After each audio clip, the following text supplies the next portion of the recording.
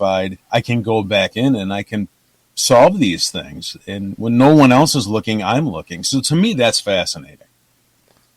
So for you, how do you choose a case that is intriguing? Do you just pick a name out of the blue and say, today I think I'm going to look into, how Prince died, or how Robin Williams died, or something along those lines, or does there have to be some sort of intrigue to it?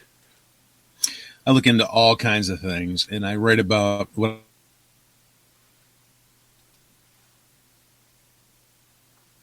You seem to have cut out, Steve.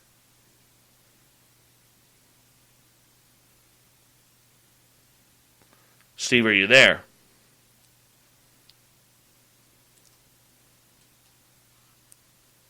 We cannot hear you, Steve. Hopefully your phone line did not die. Or your computer line did not die. Boy, we're just having all sorts of fun tonight, aren't we?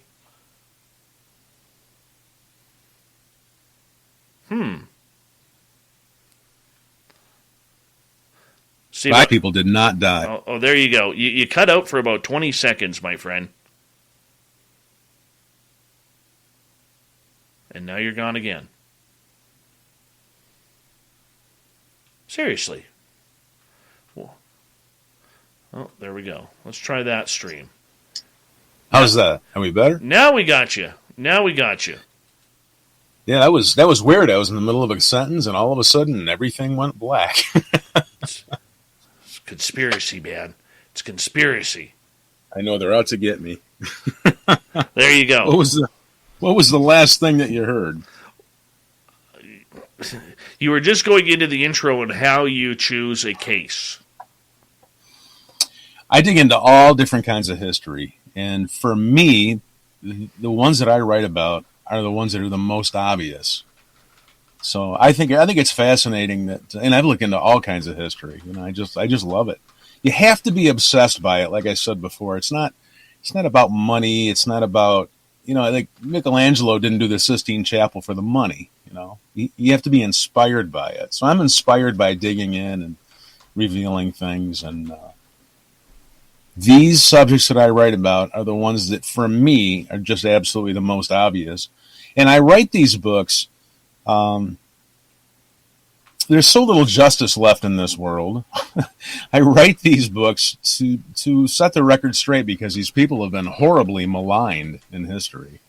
And I think if Princess Diana and Elvis Presley and Franklin Roosevelt could read my books, I think that they'd smile and give me a thumbs up, because I think I'm finally telling the true story as opposed to the official fiction that we've been taught throughout history. I call them Easter Bunny stories. That's what I call them. So your accounts of these incredible stories that you write about, where are you finding different information that, say, the police or detectives have not, or even the media for that matter? Well, I don't know if they have any sort of a vested interest in telling us the truth in the first place. I think there's a lot of things that people just can't handle the truth about, and they skirt around the issue. In the case of FDR, 50 years after he died, no one was looking when his cousin came out and she published the White House, the diaries, her presidential diaries, and said that Dr. McIntyre said that he was being poisoned, and they couldn't figure it out. The case has been long closed for 50 years, and then things like that come out, and then you can piece together, evidence that has been revealed since then. So when no one else is looking, I'm looking. Declassified documents, deathbed confessions, things that are published afterwards. This is where I put together my special sauce on these books. It's something that you obviously enjoy doing, looking into these true crime type stories. What's the rush of it for you? I just think that I'm a history buff, and I write about things that are fascinating to me, and it just so happens that they're fascinating to a lot of other people. I don't really sit down and say, what's going to be popular and what isn't. I'm really inspired by what I do. It's just one of those things for me. Jeffrey's wondering if you've ever looked into the Christopher Reeve case, and if so, what you think the story is all about. I I was gonna write a book on that one, but one of my friends was doing it, and I'm not gonna put my nose in that trough because he's writing one. I think it was very suspicious. There's been a lot of the great question, by the way. What's There's been a suspicious lot about of that? suspicious things What's suspicious about that? about Reeve. Yes. Christopher Reeve. I just don't think the circumstances surrounding it were natural. In the same way that Sonny Liston is another one that who died very mysteriously. You have these in this Princess Diana book. I have what I call threads of insanity. All of these high-profile celebrities and high-profile people have the same sanitized death scenes. They have planted evidence to spin people off. The people who are supposed to know what they're doing when they investigate these at high levels in the government suddenly forgot to do their jobs. The autopsies are a joke. The autopsies are done before the cause of death is announced before the toxicology reports come back. That happened in the case of Elvis Presley. So all of these things, and they're listed in Who Murdered Diana, the book that we're going to discuss here in a minute. All of these things have these threads of insanity that goes all the way through them. Even JFK. JFK is getting his brains blown out, and the body is taken. They take his body into Parkland. Secret Service is washing the blood splatter out of the limousine. Nothing like sanitizing the death scene, so there can't be an investigation. Elvis Presley's death scene was sanitized. So if you look at all of these little threads that go through all of these things, it's kind of hard to ignore after a while that all of these people just suddenly forgot how to do their job. Kaysen brings in a good point here in our chat room about Jimi Hendrix. There's a lot of people who believe he was murdered as well. I've thought that for a long time. That's out there on the web. I actually know someone who's tight with the Hendrix family. His brother is still alive, and I have poked into that a little bit, and I was asked kindly not to look into it any further. So I kind of took my cue from that. Well, with 90 seconds to go here before we go to break at the bottom of the hour, what kind of cue were you given? I'm sorry, you broke up. Say again? What kind of cue were you given on not to investigate or write that story? Someone in their family is working on that story, so I was told. So eventually they're gonna come out with their version, and I try not to step on toes if I can. So I don't blame you. I don't blame you. I mean, you don't want to steal the thunder if somebody else is doing it, because then in the end you either look like a copycat or a thief, right? Like there is no winning either way. Right. I like to, I don't want to be that guy, So I like to get virgins no if I can. I like to go where most people haven't gone and haven't come up with what I've come up with. So. I mean, the good part about it is you're never done with the subject matter. Actually, I have one more book after this one, and I'm going to call it a day. Really? I've been doing this for 12 years. And it's been a great run, but it's time to move on to bigger and better things. I mean, the amount of work in these books is just staggering. I had 10 years into Elvis Presley. Right. I had 4,000 hours of research and writing into this Diana book, and it just they'll never be profitable. It's impossible. All right, Steve Ubaney is our guest tonight. True crime. We are looking into a brand new book, Who Murdered Diana? The true story they don't want you to know. WhoMurderedBooks.com is his website. You're going to check it on out. Spaced Out Radio continues the second half hour right after this.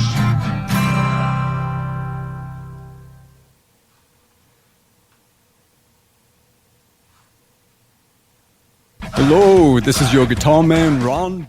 All right, we are clear. We are clear. Just a reminder, the audience can hear us, Steve.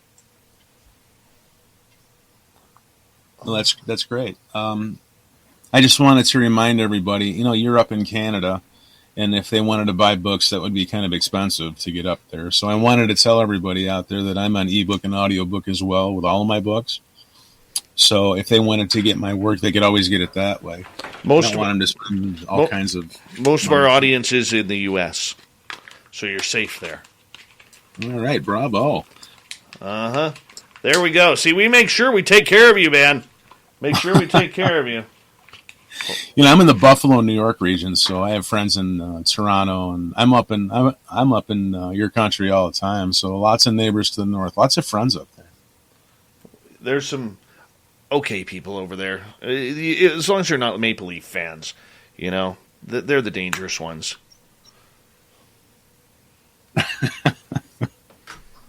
No, I'm a Boston Bruin fan. So. How do you live in Buffalo and be a Boston fan? Years ago, there was a time where hockey existed before the Sabres. True. Sabres didn't come in the 1970s, so we were watching something. I was a little kid. You know? Very true. Very true. Spicy Cat Design, otherwise known as Genster, welcome to our chat room. Rono welcome back. And Sonny from Paranormal Chop Shop, appreciate you coming on in. And let's see here. Who else do we have that's new? That's it so far. BBD Warrior and Solar Warden, nice to have you both here. Appreciate you. Man, out of all the nights I didn't want, because I was starting the new feature tonight, and of course it has to not work properly. But what do you do? What do you do? We'll make it work. Sorry about that, Steve. Not a problem. There, now we're kind of getting... Now my computer is actually starting to run. All right. I think we're almost there. Oh, no, we're going to pause now. Yeah, there we go. All right, there we go. All right.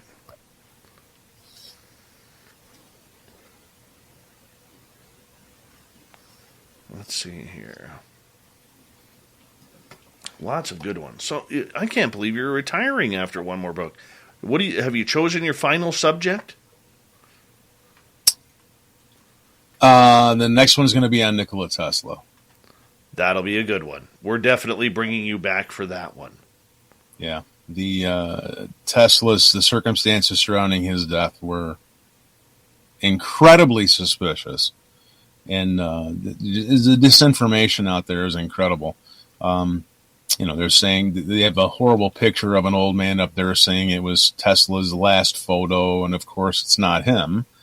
And all of this is being put out there to cover up, what happened to the guy. He got stuck between some governmental forces with some weapons he was producing. It is kind of weird. Definitely would love to bring you back on for that. You have to anytime. Make sure you pencil us in for that one, man. Anytime. I don't remember if we ever did this Elvis Presley story or the No, we did not. We did not. So So I have. We got like 3 new interviews to do with you before you call it the day. Anytime. I think though, dude, you're a writer at heart, and I think that maybe I'm speaking out of tongue here, but I think that you'll find your happiness somewhere and restart on something different. I'm just gonna, when I say I'm moving on from writing, I'm gonna move on out of this venue. I'm gonna write about other things. I don't want to get typecast. I always thought that these books would be perfect to be produced into a series or a movie or something for Hulu or something like that. So I do have a couple of contacts. Anybody who's out there who knows those people, have them call me. Let's talk. I do have a contact or two, and we might be making that step here sometime soon. But I have to finish the series for that to happen. So I was going to do a JFK book, and I actually have some interesting information into that. Oh, wow. My James Snyder, my cousin, was a presidential guard for 4 presidents, and JFK was one of them. Oh, no. And he was in Washington, D.C. when the assassination happened, and his job was to his job was to guard the limousine before the feds took it over. So Wow. I have a first-hand account of where all the bullet holes are. Hold on 1 second. Here we go.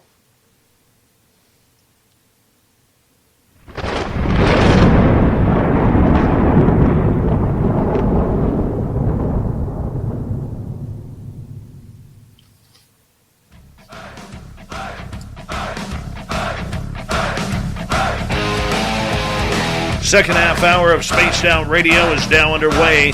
My name is Dave Scott. Thank you so much for taking the time to join us. We really do appreciate it.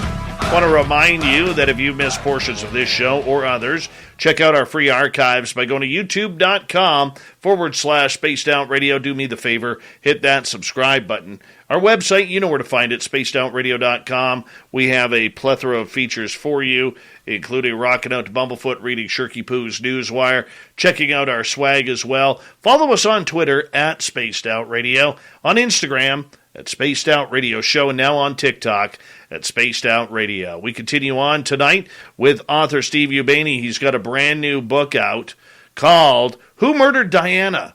The True Story They Don't Want You to Know. This is part of his Who Murdered Books series and the website, whomurderedbooks.com. Before we bring Steve back in, one of our longtime loyal listeners has a big-time birthday today.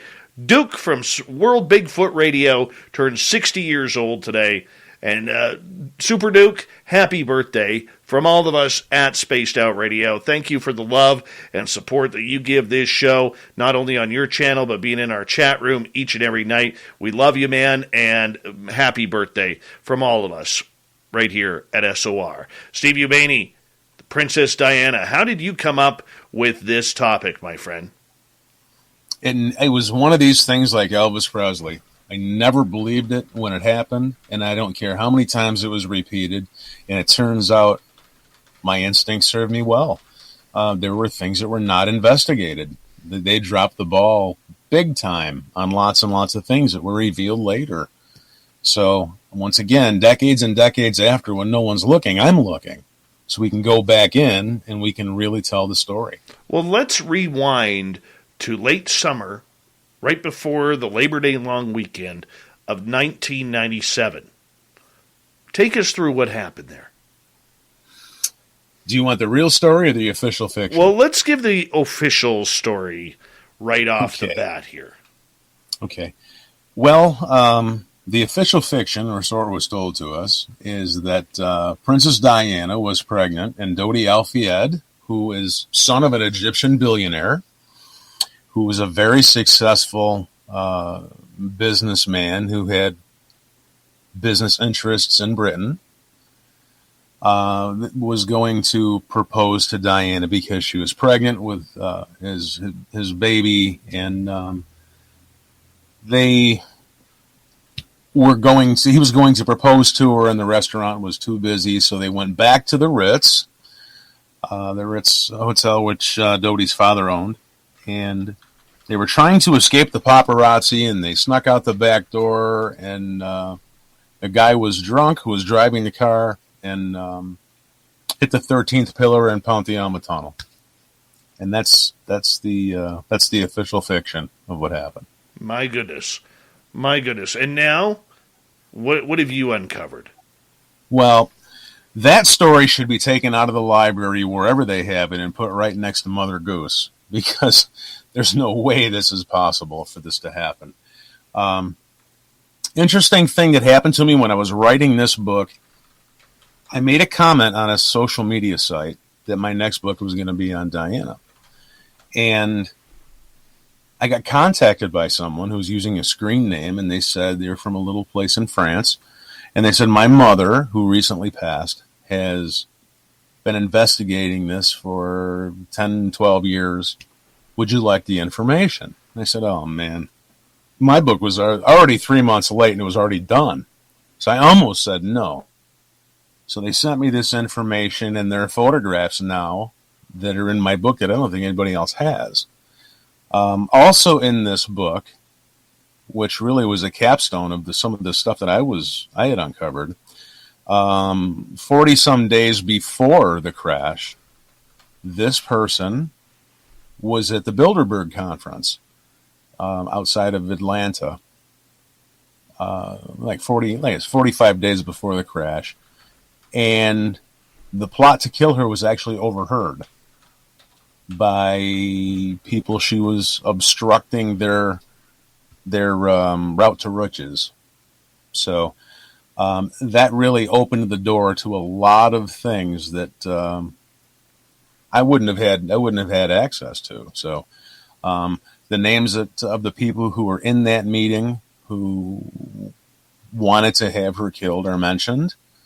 You'll never find that anywhere else. So there's a lot of things here that it's in my book that aren't anywhere else. Princess Diana was getting death threats.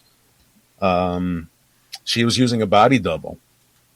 Some of the photos that were sold to the paparazzi, or sold by the paparazzi to the mainstream media in the U.S., were not even Diana. So, all of this, came about through a lot of investigative work. They were saying that she was showing, she was pregnant with Dodi's kid. Their relationship lasted exactly 4 weeks. It's impossible to show a baby bump at 4 weeks. At 4 weeks, if you're pregnant, your baby would be about the size of a poppy seed. So all of this legend and lore is kind of ridiculous. I'll give a little background, if it's okay, as to how this whole marriage started and how all this nightmare scenario for Diana actually happened. The biggest conception about her is that she was a commoner. She was not. She was actually royalty. And Princess Diana and Prince Charles were cousins. They go all the way back to 1327. This is boring, but history nonetheless. Princess Diana was actually by lineage royalty in France and by marriage royalty in Britain. So she was a Spencer. Her father was the 8th Earl of Spencer, and they were generations of careful breeding to be the wedding stock of the royal family. And Prince Charles was actually dating Diana's sister at one point, and that somehow went south. So he ends up with Diana, who was a little bit younger and is now is of age. And the Queen actually approved Diana for the marriage because she had all the hallmarks of a future queen. She was of the right stock and the right breeding. She was a virgin. She was well-mannered.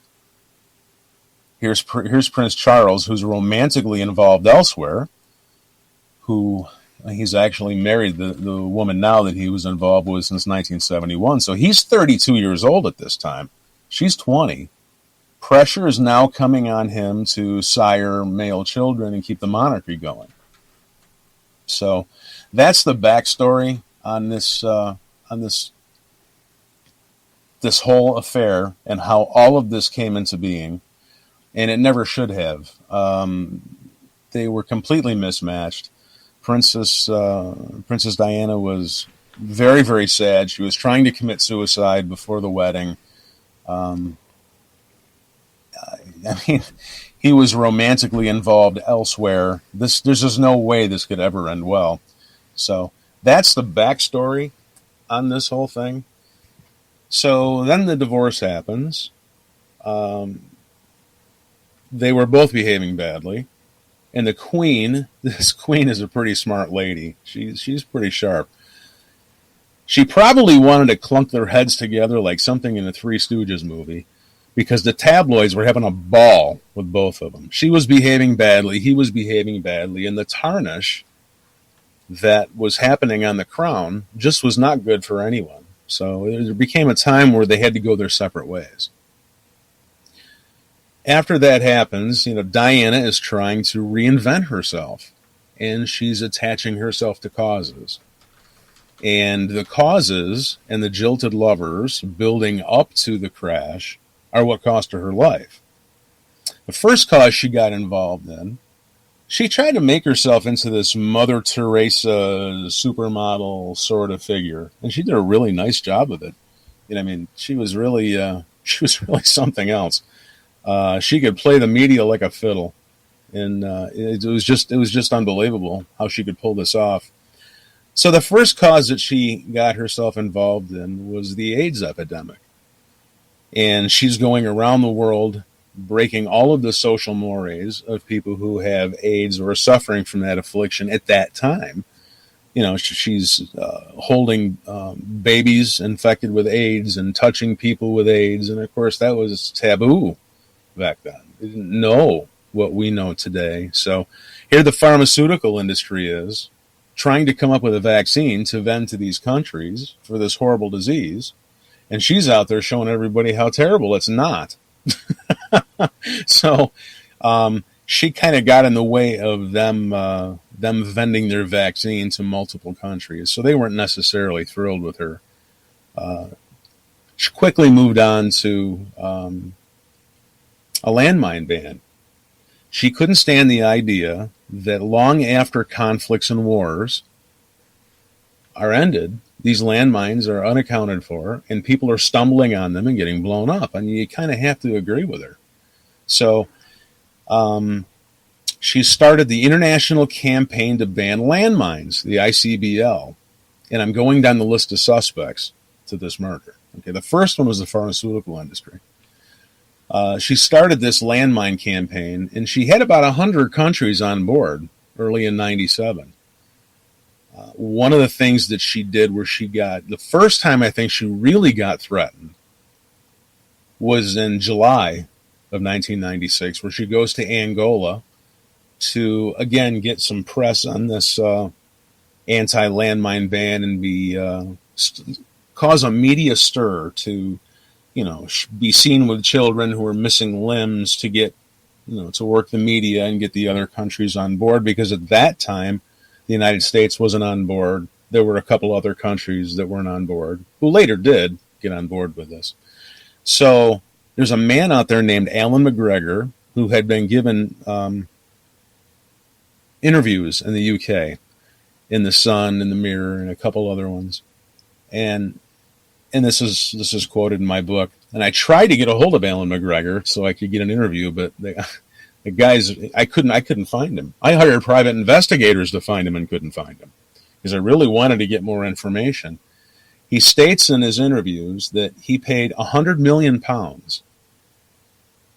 to people in Angola who were threatening to kill the princess when she got there to do this media event. So there's a lot going on here. And again, you don't know this when this crash happens. This is something that rolls out later. I think that interview is, 5 years old or something like that. There's no way that would have been told at that time. So Angola is a nightmare for her. August 18th, she goes to Bosnia. Same thing. A big media spectacle trying to get other countries on board with her anti-landmine ban. This is 13 days before this murder happens. And finally, President Clinton joined the other global leaders and signed this treaty. The timing of her death was pivotal. September 19th was supposed to be the date that they were going to, it was the final date for this anti-landmine ban. All of the countries were going to ink it, and they were going to move forward with it. There was no way that she had to be taken out before September 19th.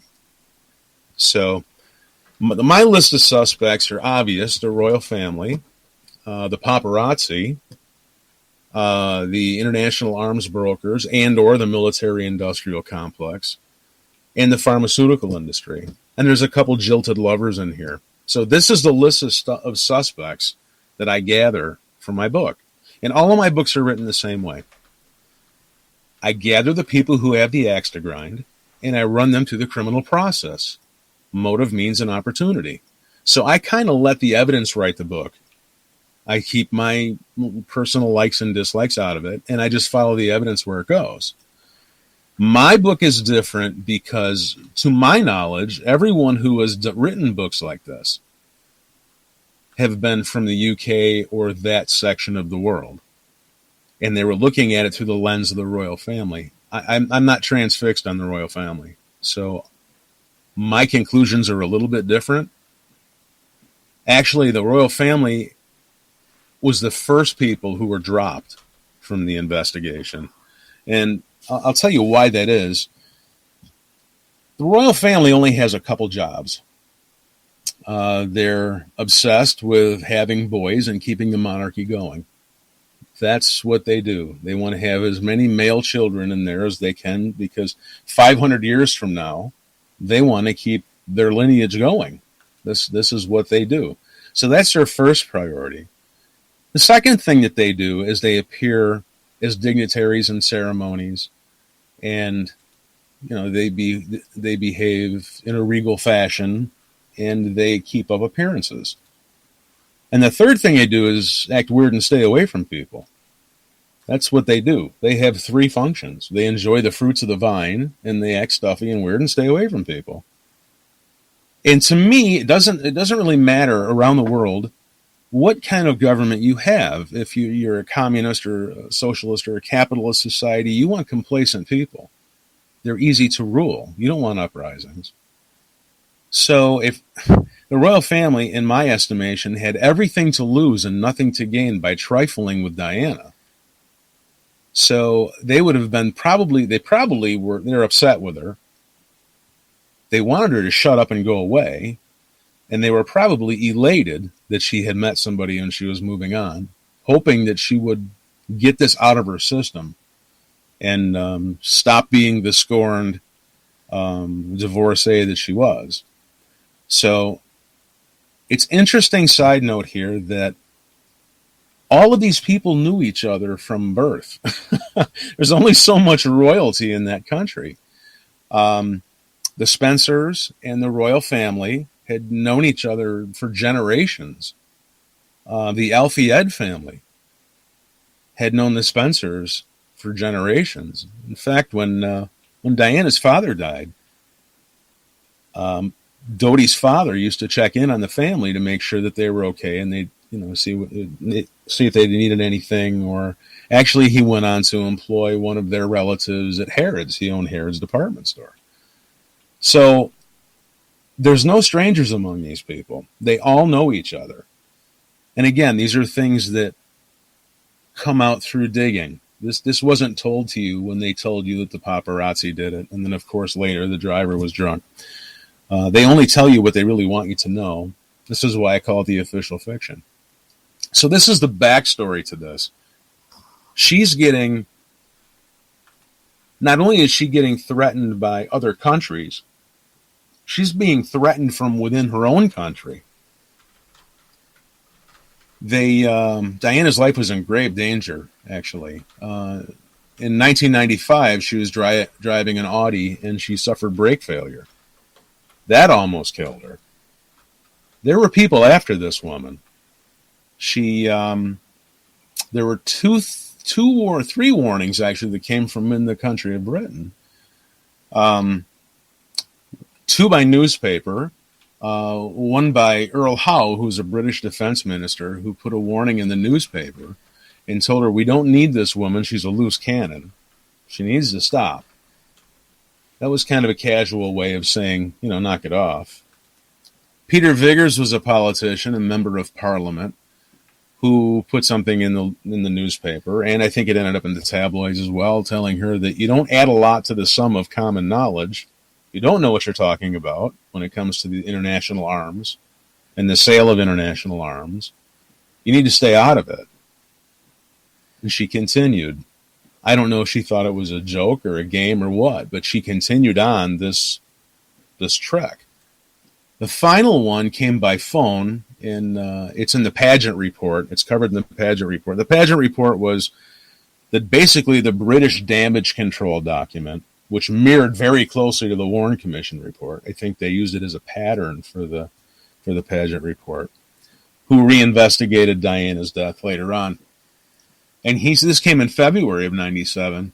Nicholas Soames was a British Armed Forces minister who said, quote, and this was overheard by someone else who was in the room, don't meddle in things you don't know anything about because accidents can happen. That's a pretty telling quote. So Very she's much. being warned to knock it off, to the point where she pens a letter and gives it to her attorney, saying that if anything happens to me, MI6 is going to be the one who murders me. Her attorney keeps this thing and holds it, and nobody ever saw that letter until after the pageant report and the inquest was done. I don't think that MI6 was involved directly in that, because in my estimation, if MI6 wants you dead, they're not going to warn you. They're just going to take you out. Anybody who's trying to warn you is trying to keep you alive. I think what happened was there were about 5 or 6 people involved that were hired to take her out, and they were using intel from many different countries. And I think that these people were trying to warn her off. I think that they were hearing things from the back channel, and they were telling her, you need to stop. You're in over your head. I think the military-industrial complex had a lot to do with it, especially in my book where I outlined the meeting at the Bilderberg conference. Just 40 days or so before she died, they laid it right out on the line. And let me stop you right there for a second. How did you come up with that information from the Bilderberg meeting? Actually, that was luck. Every now and then you get lucky. This was mailed to me by the packet of information from the people in France. They're the ones who uncovered it. So I get this packet of information. It's like 300 pages, and it has photographs and everything in there that I don't think anybody knows or has ever seen. And I couldn't give them credit in the book because they never revealed who they were. I go back on the social media platform to acknowledge the fact that this packet came to me and I did receive it, and they had removed themselves as a user. So they really didn't want anything to do with it. They wanted it to come out, but that was it. So I was kind of stuck with this information, and I actually debated, wow, what do I do with this? Do I use it or not? And I decided to just tell the truth. When in doubt, tell the truth. This is what I got. This is what it says. And, let the story write itself. I think that 99% of the people on this planet, I think, are nice people. And I think that we're basically tolerant of each other. And I don't think we bother each other very much. We have different belief systems and so forth, but we also have to come to the realization of the fact that there are bad people in this world, and they do not share our values. And these people are out there for hire. And I think she got across, frankly, she pissed off the wrong people. And she got in their line of fire, and they tried to warn her off. There are countries in this world whose entire gross national product depends on the sale of arms, be it legally or illegally. There's not a lot of money in peace. There's money in war. Not. Healthy people and peaceful people are not profitable people. And on that note, Steve Ubaney, we are done hour number 1 on Spaced Out Radio. Hour number 2, we're going to continue the talk about the death of Princess Diana. I think it's one of those days where we all remember where we were back in 1997 when we found out the People's Princess had died. Was it a car accident? Was it murder? Author Steve Ubaney, WhoMurderedBooks.com is the website, and his latest book, Who Murdered Diana, the true story they don't want you to know. We return on Spaced Out Radio right after this.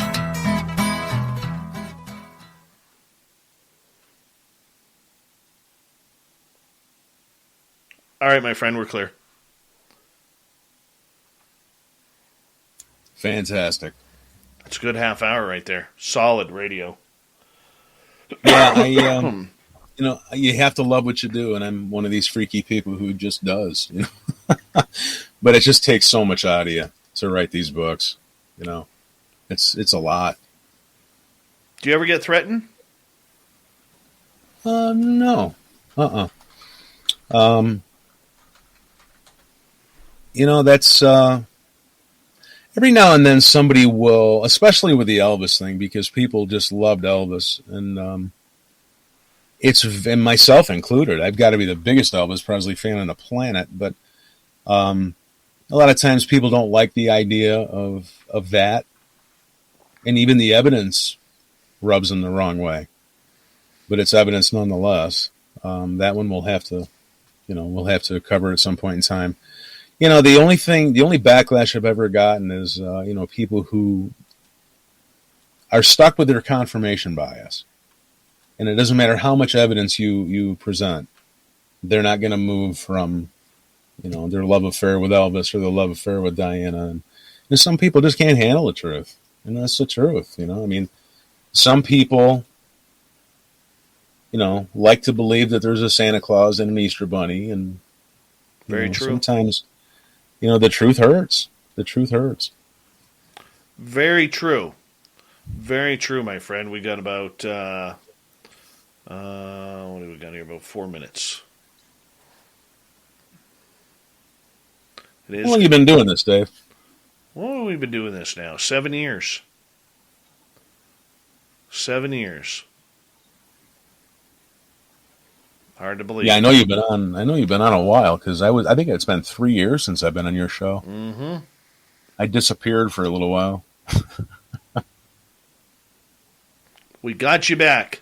That's the main thing. Yeah, I was thrilled to be back on your show, because the first show I remember was a really good show. You have those memories of the good shows and the bad shows. I appreciate that. And yours was a great show, and I'm like, wow, I wonder if this guy's still around. So I was thrilled to be asked back on. Well, absolutely, man. Absolutely. We don't do enough true crime. We really don't. And, especially the last couple of years, we've been so caught up on this whole UFO story that it's really been taken over. Excuse me. Pardon me. It's really taken over our entire subject matter with everything. So it's very, very difficult at times to try and find something else. And, it got to the point where if we did any other topic outside of UFOs or cryptids like Bigfoot and Dogman, that our audience numbers live would literally drop by almost half. It was crazy. UFOs are, it's interesting. I've met a lot of people in MUFON down in Dallas, actually, because I go down there for the JFK conventions and conferences. And I've had some sightings myself, and we've talked about that at length. And it's to the point now where UFOs, it's becoming almost mainstream. The government's finally out there saying, here are things and we don't know what they are, whereas 60 years ago that would have been unheard of. Right. My cousin Gary, who's in the chat room, sweet Gary C., he's got one hell of a nice mustache. His mustache, believe it or not, is actually older than him. And he's wondering if you have any audio books available. I do. All of my books are available on audio, except for this recent one, except for the Diana book. I haven't got to it yet. I have been, like I was telling Dave here just a little while ago, I've been on a show a night, sometimes two, and it's keeping me busy to the point where I can't finish the audiobook. So I apologize. I'll get there with it. It's on ebook right now. But Who Murdered Elvis, the 5th anniversary edition, and Who Murdered FDR are all available on audiobook. Right on. Right on. Yeah. Everybody give a shout out to Cousin Gary and his mustache. Two separate entities, two separate area codes. Cousin Gary is a 780. His mustache is a 403. That's what I'll say right there. That's what you get for living in Alberta. So you're getting some snow up that way. Huh? Oh, yeah. We only got about 4 inches. It's snowing beautifully right now. I love it. I love it when this first snowfall. Now, the crappy part about it is this snow that is here now will also be here in April, but that's okay. Yeah, you get some serious snow. I'm in the Buffalo, New York area, and we get lake effect snow. But in the last few years, it's snowed like crazy, and then it's gone. It's not like it was when I was a kid. Right. Same as near Vancouver. 1 second here. Big thank you to Jeffrey DeRuin times 2, Thomas, and Smithy for the Super Chats. The Super Chats are a wonderful way to support what we do on this show. If you love Uncle Gary's mustache or Cousin Gary's mustache, hit up that Super Chat because we could get him a new mustache comb for it. Here we go with hour number 2, everyone. You're listening to Spaced Out Radio with Dave Scott. Follow Dave on Twitter at Spaced Out Radio and on Facebook, Spaced Out Radio Show. Hour number 2 of Spaced Out Radio is now underway. Thank you for joining us. My name is Dave Scott. We really do appreciate earning your listening ears wherever you are on this beautiful planet we call Earth. Hello to everyone listening in on our terrestrial affiliates around North America and digitally on TalkStream Live, Revolution Radio, and KPNL. All of our archives are free. Go to youtube.com/Spaced Out Radio. Just do me a favor. Hit that subscribe button. The Desert Clam has set the password for tonight in the SOR Space Travelers Club. Axismus. There it is. Axismus is your password. Use it wisely, Space Travelers, as the Clam sets the password each and every night right here on Spaced Out Radio. Our website is spacedoutradio.com. We have a plethora of features for you, including Rockin' Out to Bumblefoot, reading up on Shirky Poo's Newswire, and check out our swag as well.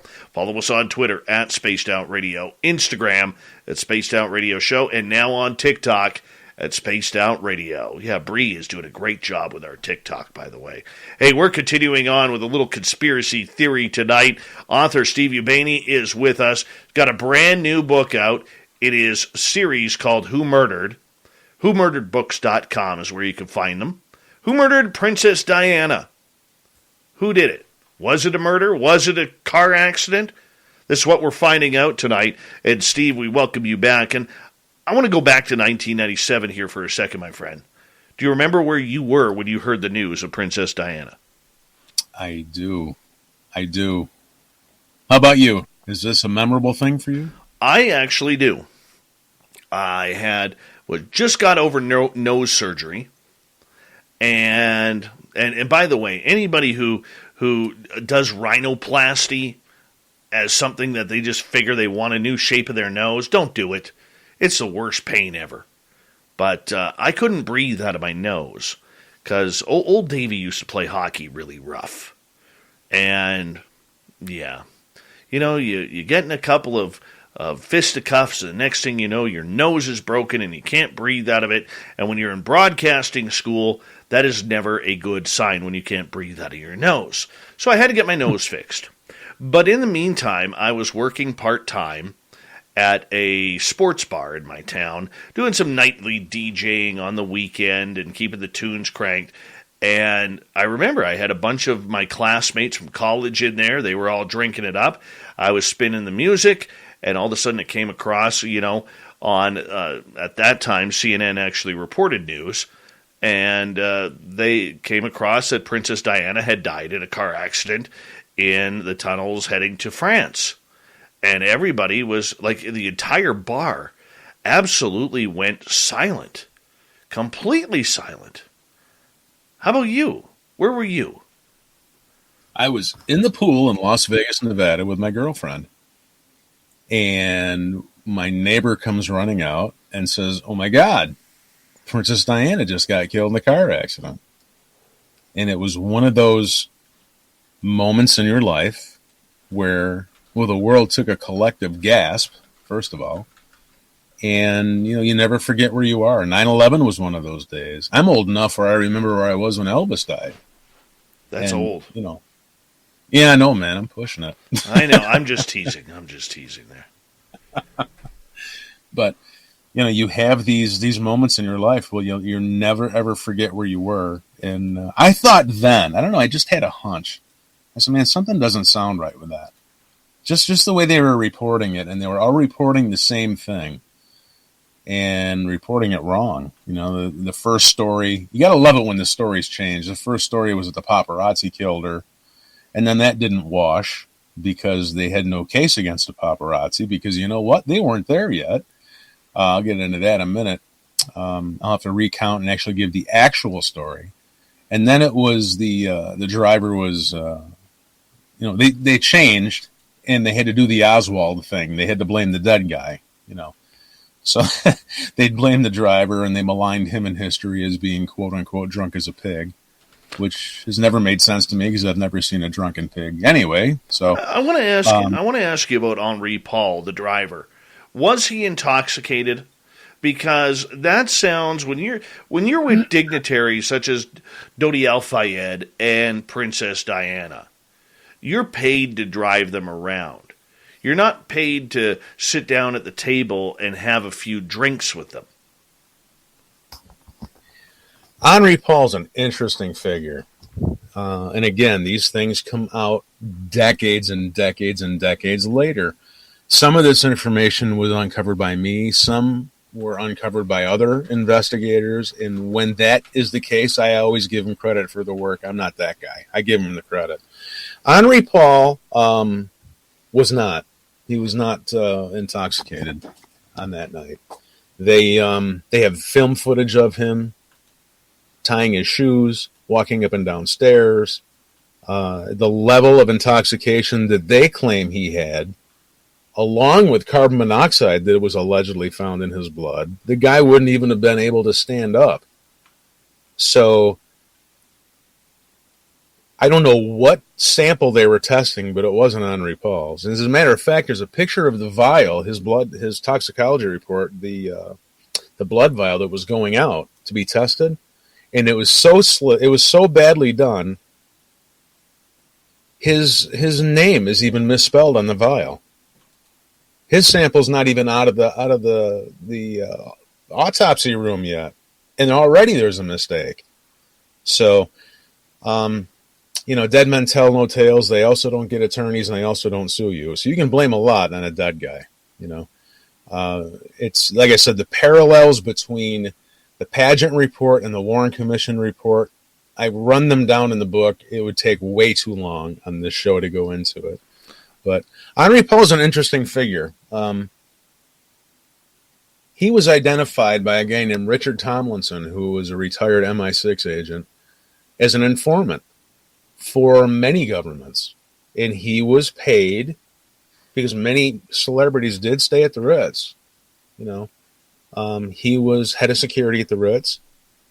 He was a guy who was paid a handsome wage to leak information on certain people back to governments.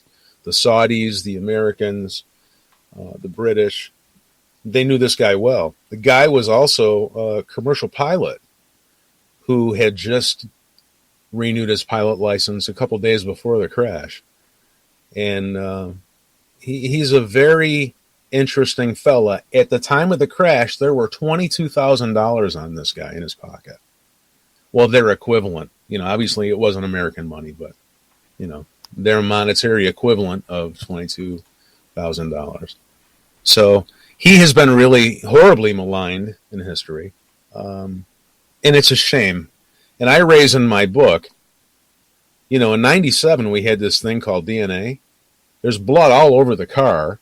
Why didn't anybody match the DNA blood from the car to the blood sample to see if it was his blood they were testing? This was unbelievably how poor that the investigative work was. So, should we go back to the night and tell the real story? Sure, let's do that. Okay. Okay, so what really happened is Dodi El-Fayed wants to take Princess Diana out to dinner. If he was going to pop the question or not, I don't know. It's been debated both back and forth. We'll never know. The only fact that remains is that they wanted to go to this restaurant called Chesbonnet in Paris, which is a very popular, very posh restaurant.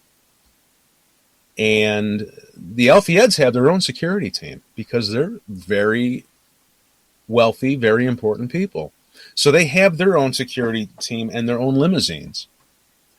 And that day they had 3 of them, which is traditionally what's done. You have a lead car, the middle car is where the dignitaries are, and then you have a follow-up car. And they do this with most motorcades because it's the best way in a motorcade to protect people, unless it's a convertible. So the El-Fayed security team does what they're supposed to do. They go to Chesbonnet, and they are checking out the crowd to make sure everything's cool, because she's been getting death threats, and they're a little scared about this. So they look in the crowd, and they see people that don't belong there. Now, this is summer in Paris. There are people there with stocking caps on and winter clothing, heavy jackets, and they're like, well, wait a minute here. These people aren't tourists, and they're not paparazzi, because the El-Fayed security team and the security team at the Ritz know each other really, really well. They pay each other back and forth for tips. So, like, the security team will pay paparazzi for tips so the paparazzi can vend their photographs, and then they'll give them a kickback. So these guys know each other well. They know who the paparazzi are and who they are not. These people are not paparazzi. So they get the word back to Dodi. This is probably not the greatest of idea to go here. So they decide to turn around and they go back to the Ritz, where Dodi and the princess had gone to the Imperial Suite, where they always go. It's familiar to them. They go back. Dodi makes a phone call to his father and is reporting this back to him. There's some problem, with some suspicious characters. We decided to stay here. And Muhammad El-Fayed said, great, good idea. It's so dangerous. There's so many people out there. Everything you need is right there. Just stay there. So the driver is dismissed. 15 minutes later, the driver comes back, according to witnesses, and tells Dodi, we have a problem. The same people are now in the lobby at the Ritz. We don't know what they're doing here. Some people are out front of the Ritz, and the pictures of them are in my book. You can take a peek at who these people are and what they look like. We don't know what they're doing here. We don't know who they are. This is suspicious. This is dangerous. They could blow the building up. We have no idea what they're doing. We've got to get the princess out of here. So they devised this plan that was told to Henri Paul. We've secured a route. Take the princess out the back door. Put on a little show for the paparazzi waiting at the front door. Sneak the princess out the back door. We've secured a route where there'll be very little traffic and you won't have any problems. Great. So they do it. They get the car. The only car left in the motor pool is a Mercedes S280, which is a very, very nice car. Mercedes-Benz build tanks. There's wonderful automobiles. And they all pile in. Henri Paul starts down the road. They get about 500 feet down the road and they realize they've been horribly misled. Now there's motorcycles surrounding the car. And these are high-powered motorcycles, people dressed in black, and they're trying to assassinate the princess. So the driver has no idea he realizes he's now a sacrificial lamb. So there are 2 tunnels on the route that they had secured. The first one was a tunnel in the Riverside Expressway, and I won't bore you with the names, but there are 6 witnesses who gave testimony to the French police, saying all the same thing. The motorcycles were surrounding the car. They were wielding weapons, because this Mercedes doesn't have tinted windows like the Alfieds, so they can see where their target is. So this poor driver is doing everything to keep this woman alive. So he floors it. And there's never, ever been a car that's going to outrun a motorcycle. It's not going to happen. The power-to-weight ratio is always in the motorcycle's favor, especially if it's flat road. So this guy's got a problem on his hands. So he starts racing through the Riverside Expressway tunnel. And he's doing a fair job of keeping the princess alive. We come up to the second tunnel, which is Pontiama Tunnel, which is where the crash happened. And now the motorcycles are in front. Again, this is all witness testimony, and it's all in my book. It was gathered. All of this testimony was ignored by the authorities. And it came out years later. Why they ignored this, I have a suspicion, which I'll get into in a minute. Now the motorcycles are in front of the car, and they're slowing the car down. In the way is this white Fiat Uno that is meandering around at a slow rate of speed at the entrance to Pontiama Tunnel. And this thing sideswipes the car. And it causes the car to swerve and spin out. And everybody is like, oh, what terrible luck. Wasn't luck at all. The motorcycles were in front of the car. And now they sell these handheld flashlights that are mini strobe lights. They're tactical flashlights, and they even advertise them that they can disorient an attacker. And they have a hell of a bright, slow strobe on you, and they blind you. This is what these people were doing in front of the car.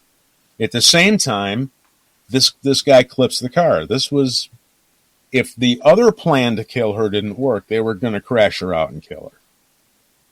So it wasn't by chance. All of this is in witness testimony. Some of the people that I have spoken to personally, their testimonies in there. Other people have gathered testimony. And I've, of course, given them credit in the book for the testimony that they've uncovered. So the white Fiat Uno, who is now part of legend and lore, everyone's investigated this. They did a pit maneuver on this car. And a pit maneuver is something that is done by trained drivers. They started in NASCAR doing this years and years ago, and now the police are doing it. The pit maneuver stands for precision immobilization technique. Why do I know that? Because I'm a geek and I have to know that. Okay, what they do is they just get next to a car, and as the car speeds by, they just tap the back quarter, and it'll spin the car out. That's what happened. That's why they crashed in the tunnel. It was planned.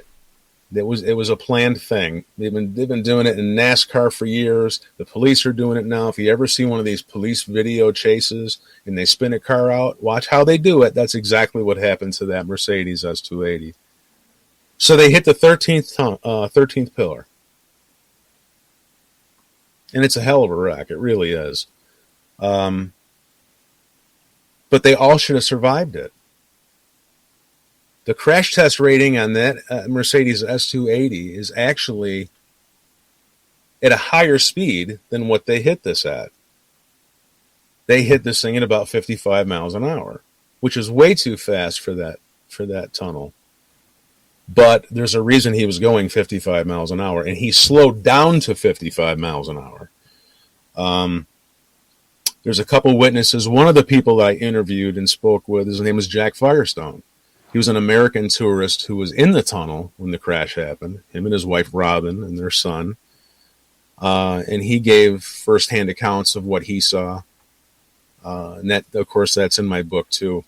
So the car has crashed. Car spun out. Motorcycles disappear in different directions. and the Uno disappears in another direction, never to be found again. There have been books that come out that claim that that there are two people potentially who could have been driving that Uno, but to me, it doesn't matter who drove it. It was driven. That was the point. It wouldn't matter to me if Bigfoot was driving this stupid thing. The point of it is it was driven for a reason, So here we are. This is where this crash happens. And then the most incredible thing happens. The paparazzi is still waiting for them to come out the front door, because Henri Paul went out and put on a little show and said, we'll be down in 10 minutes. And he went to the other door and left. Paparazzi's still waiting for them to come out. All of the 3 limousines are still waiting at the front door. So they're glued there waiting for them to come out. So by the time the crash happens, there's a few doctors who rushed up to try and help the people in the car. And it was an awful wreck. It really was. The driver and Dodi Alfield were killed instantly. In the passenger seat was one of the security people who was really a hero in my book, Trevor Reese Jones. He just about had his face torn off. That was what a hero for undergoing what that guy did.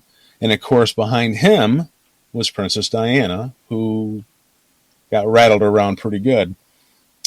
So the crash happens. There are people, witnesses who were ignored, went to they had call boxes. This was before they had cell phones that were common. They were out there, but they weren't like they are today. Not everyone had them. So there was a couple people who went to the local call boxes to call police, and the police just had no interest in this accident, which is incredible to me, how all of the cameras, the traffic cameras, were turned off for this crash. Was it happen that way because they had planned that ahead of time, or was it just a technical glitch? Is anybody's guess. For me, it's just a little bit too convenient. So now, Princess Diana, the photos that everyone has seen of the crash are completely fake, of Diana dead in the car. That's been circulated out there in legend and lore for years. That was filmed somewhere, and it's not even close to being true. I have photographs in my book of what she looked like. People were taking pictures of her through the window. They're black and white. She's upright. She's wincing in pain. And there's someone trying to get to her through the door and open the door to attend to her. And they're not allowed to. There's one policeman on the scene who's taken charge of the scene now, and he's not letting anyone touch anything. One of the people who wanted to help the princess was an American attorney named Stanley Culbreth. And he's another one who gave testimony that was ignored. So the ambulances, so now the paparazzi show up. We got about 40 seconds. 40 seconds. Okay. So now the paparazzi is showing up. At the same time, the police are showing up. So the police put 2 and 2 together and come up with 57 and a half, and they arrest the rest of paparazzi. Keep them for 30 hours, take their cameras, do cavity searches, and all of a sudden they realize they have no case, so they blame the dead guy. We got to be at your break. We do have to be at the break. And when we come back, I know there's a bunch of questions lining up from our audience that I would like to ask some of those to you, Steve. And I know there's still more to this story to go here that you're going to explain as well. So we're going to complete all of that here in the next half hour on Spaced Out Radio. An intriguing night of theory and conspiracy on Spaced Out Radio. Princess Diana. Was it a car accident or murder? Author Steve Ubaney, his new book, Who Murdered Diana? The True Story They Don't Want You to Know, can be found at whomurderedbooks.com. Check it out now. All right, buddy, we're clear. Sounds great. This is good stuff. It should be just about enough time to tell the chapter of this. It's amazing how all of these high profile deaths have the same hallmarks. You know, the sanitized death scene and all of these crazy things, which I haven't gotten to yet. You know, it makes you wonder why crime scene tape exists. If they're going to, it's like butterfly wings. You get one chance to look at a crime scene. Once you touch it, it's over with. Mm-hmm. You know, but they just can't keep their hands off touching these crime scenes. It's amazing. It really is. All of a sudden, everybody forgets their job. It just sounds so odd. It really does. Sounds very... You know, and I'll say this when we come back for the radio audience. Elvis, Diana, Sonny Liston, JFK, Marilyn Monroe, all had planted evidence. They all had sanitized death scenes, and there were all oddities involved medically. All very high-profile people. And they all have, again, in the book I call them threads of insanity, because these threads go through all of these people. But I'll save that for the next half hour. We're going to be wrapped up at 2 o'clock, correct? 2:30. Oh, great. Oh, perfect. We got an hour. I know you're all excited about staying up later than what you originally thought, but I appreciate it. Hey, man, I caught a nap. I'm good. Good. You know, it wouldn't matter. I'd do your show. It wouldn't matter what time it was. I appreciate that. You know that. But I would love to get a hold of, and there is something in the works with a producer to get some of these, to get all of these books done in episodes. And let's see if it works. You know, let's see if it works out. There's a lot of investigators out there who would add their voice to mine that the other side of history needs to be told. You know, the official fiction is ridiculous and it needs to be told. I was going to do a JFK book. What do you think of all the hype recently about all these QAnon people hanging out in Dallas waiting for JFK Jr. to arrive? Saw it firsthand. I saw it firsthand. I don't know. He just didn't arrive. I don't know what's going on. Roger Stone was down there 2 days ago, and he had a little meeting with them, happenstance, and you know, I don't know what to think. I do know that when they were down there on the November 22nd, they were doing the moment of silence for JFK. They do this all the time, every year at the moment of his assassination. You know, I mean, they're like in Dealey Plaza, spinning their tires, acting like goofballs. You know, it kind of brings shame on anything that you believe in when you behave like that. Right. You know? Kind of not good. But as far as what they're doing down there, I couldn't begin to guess, you know. But, you know, your conduct has to be a little better if you want people to take you seriously. I mean, you can't be acting like a chucklehead out there doing stuff like that. You know, I wasn't very impressed. But, hey, who knows? Maybe he will show up. I hope he does. I have a lot of questions for him if he shows up. Right? You know, we don't ever know these things. It's a wild world we're living in, you know. If you'd have told me 30 years ago that some of the things that we have going on in this world right now are commonplace, there's no way I would have believed you. But here we are. Oh, I hear you, dude. I hear you. We've got about 1 minute here.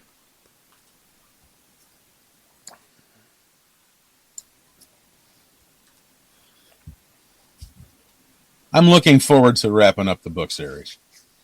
I really am. I don't blame you. I got my hands full. It's been a great run, but you know what? It's I'm going to go on a vacation for a while. Oh, I don't blame you. Okay, hold on here. I just want to say a big thank you to Ghost Dragon, Jeffrey ×2, Thomas, and Smithy for the great super chats. It's a great way to support what we do on a nightly basis here on Spaced Out Radio. So thank you very much. Merle is here, everyone.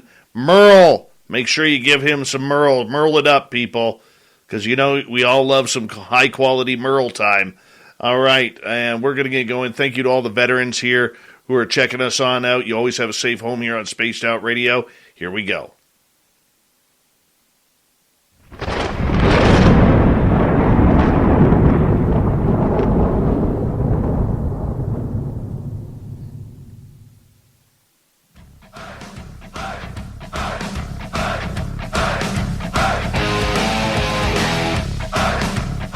We pass the halfway point of Spaced Out Radio tonight. My name is Dave Scott. Thank you so much for taking the time to join us. We really do appreciate earning your listening ears. We want to remind you that if you miss portions of this show or others, check out our free archives by going to youtube.com/Spaced Out Radio. Do old Davey the favor. Hit that subscribe button. And, of course, our website is spacedoutradio.com. We have a plethora of features for you, including rocking out to Bumblefoot, reading Shirky Poo's Newswire. Check out our swag as well. Follow us on Twitter at Spaced Out Radio, Instagram at Spaced Out Radio Show, and on TikTok at Spaced Out Radio. We continue on tonight. Steve Ubaney is here. He's the author of a brand new conspiracy book called Who Murdered Diana? The true story of what they don't want you to know, or the true story they don't want you to know. And it's an incredible series that includes a book about Franklin Delano Roosevelt, the former president, and Elvis Presley. WhoMurderedBooks.com is the website. Steve, welcome back. All righty. Where do we leave off? Well, we were talking about the crash site, how the police... the paparazzi had arrived, and the police were immediately starting to arrest the paparazzi. Oh, yeah. They added things up wrong. So they take the paparazzi, and you have to feel sorry for them because they strip searched them, they cavity searched them, they took all of their camera equipment, tore all of their film up, and this is why very, very little film footage or snapshots exist of the crash for that reason. So my question is why? People just don't hide things that aren't worth hiding. What's the difference if they're out there or not? If there's nothing to hide, why hide it? It's like when you redact something. Abraham Lincoln's assassination documents are still redacted. Why? It's like JFK. They released this new information a couple years ago, and it's all redacted. Well, if there's nothing to hide, why hide it? Makes no sense to me. I don't know, maybe somebody out there has an answer with a bigger brain than mine. I can't figure it out. So the crash happens. They take the paparazzi, and they do all kinds of horrific things to them. And they load them into this paddy wagon and chain them together like, I don't know what. These poor people were just talking about being at the wrong place at the wrong time, right? Then they hold them for 30 hours, and they interview them separately and together and separately again. And they realize, we've got a problem. There's no case here. These people showed up after the crash. They couldn't have caused the crash. Well, by that time, the first part of the official fiction had already been gone out to the media channels, which was much smaller then, and it was much easier to control. Of course, it wasn't, we know now that they didn't know anything about the internet or social media, or, the media was much smaller. Big now, wasn't then. So they put out this Easter Bunny story that the paparazzi caused the crash and so forth. Didn't hold true, so they released them. Then all of a sudden, they know they have to lay this on somebody, so they lay this on Henri Paul, and they come up with this story that he was, quote unquote, drunk as a pig and so forth. So while all of this is going on, the Keystone cops show up with the ambulances, and they take control of the scene and do as little as humanly possible. They're spending more time on the dead bodies, tagging the dead bodies, than they are the most famous woman in the world in the back seat. And they clearly know who she is because they're talking to her through the window. But no one's helping her. It just makes absolutely no sense. So finally, they get her out of the car, and she's conscious, and she's talking, and they put her in the ambulance, and now they're on the phone trying to figure out what hospital to take her to. In the end, it would take them almost 2 hours to get her the equivalent of 4 miles. They don't have miles over there, it's the metric system, but around the equivalent. Which is incredible to me because people are running a 2-minute mile. And there are pizza delivery people who guarantee 30-minute delivery. She'd have been better off ordering a pizza and riding back with the driver. She'd still be alive. The whole thing is ridiculous. Ronald Reagan suffered the exact same injury as Princess Diana and survived it. And they say, well, in France, the emergency vehicles are more equipped and they do things differently. That may or may not be true. I can't. I've never been injured in France. Fortunately, I can't speak to that. That's what they claim. People claim a lot of things. Is that true? Maybe. They certainly could have done better to give this woman treatment. So, was she wearing a seatbelt? Because there is a bunch of debate about whether or not she was buckled into the car. That she was not. And I'll come back to that in a second because there was a separate person who investigated the car, and I was not among them, but I put his information in my book because it's fabulous information. I have to get to this ridiculous fiasco car. Sure. In a second.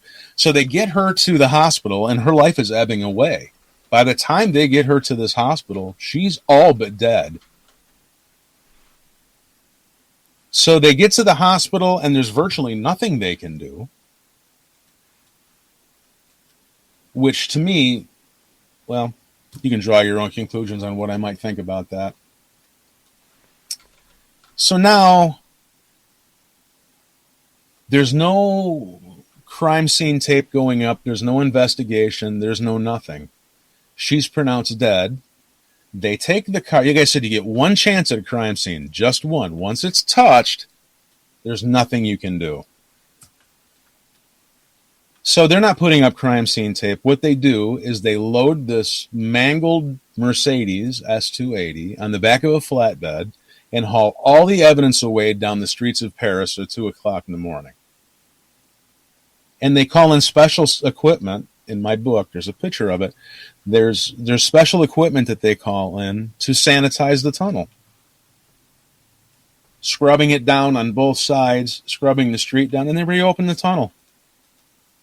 Miller time, I guess. I mean, how could they possibly do this in any sort of criminal investigation or even a traffic accident? You would think that they would do more, especially with the high-profile passengers that they have. She was not wearing a seatbelt to everything that I have uncovered. Okay. And here's why. There was an investigation done into the vehicle. That vehicle was... a Mercedes-Benz is flipping out. They want to know what's going on because they know what I know, which they told nobody this back then. That vehicle those people should have survived because that car was meant to take that crash with airbags. Why did this vehicle behave differently than it's supposed to? Question asked, question answered. On the pageant report on page 418, and I know that's boring, they say the speedometer was stuck. The French say the speedometer stuck was 121 miles an hour, or the equivalent thereof. The British say it was stuck at 144 miles per hour, or the equivalent thereof. Finally, Mercedes-Benz had to get involved and say, upon an impact, the needle goes to zero. We have both governments covering up and lying now. And in any courtroom in any country, that is the very definition of conspiracy. Don't even look any further. Okay, so the car, very interesting thing going on. That car, a few months before that happened, was stolen from a restaurant in Paris on April 20th, and it was stripped for all of its parts. The thing was an empty shell. The engine was stripped. The relays were stripped. Hi there, this is Dave Scott from... Sorry, I hit a button there. I apologize.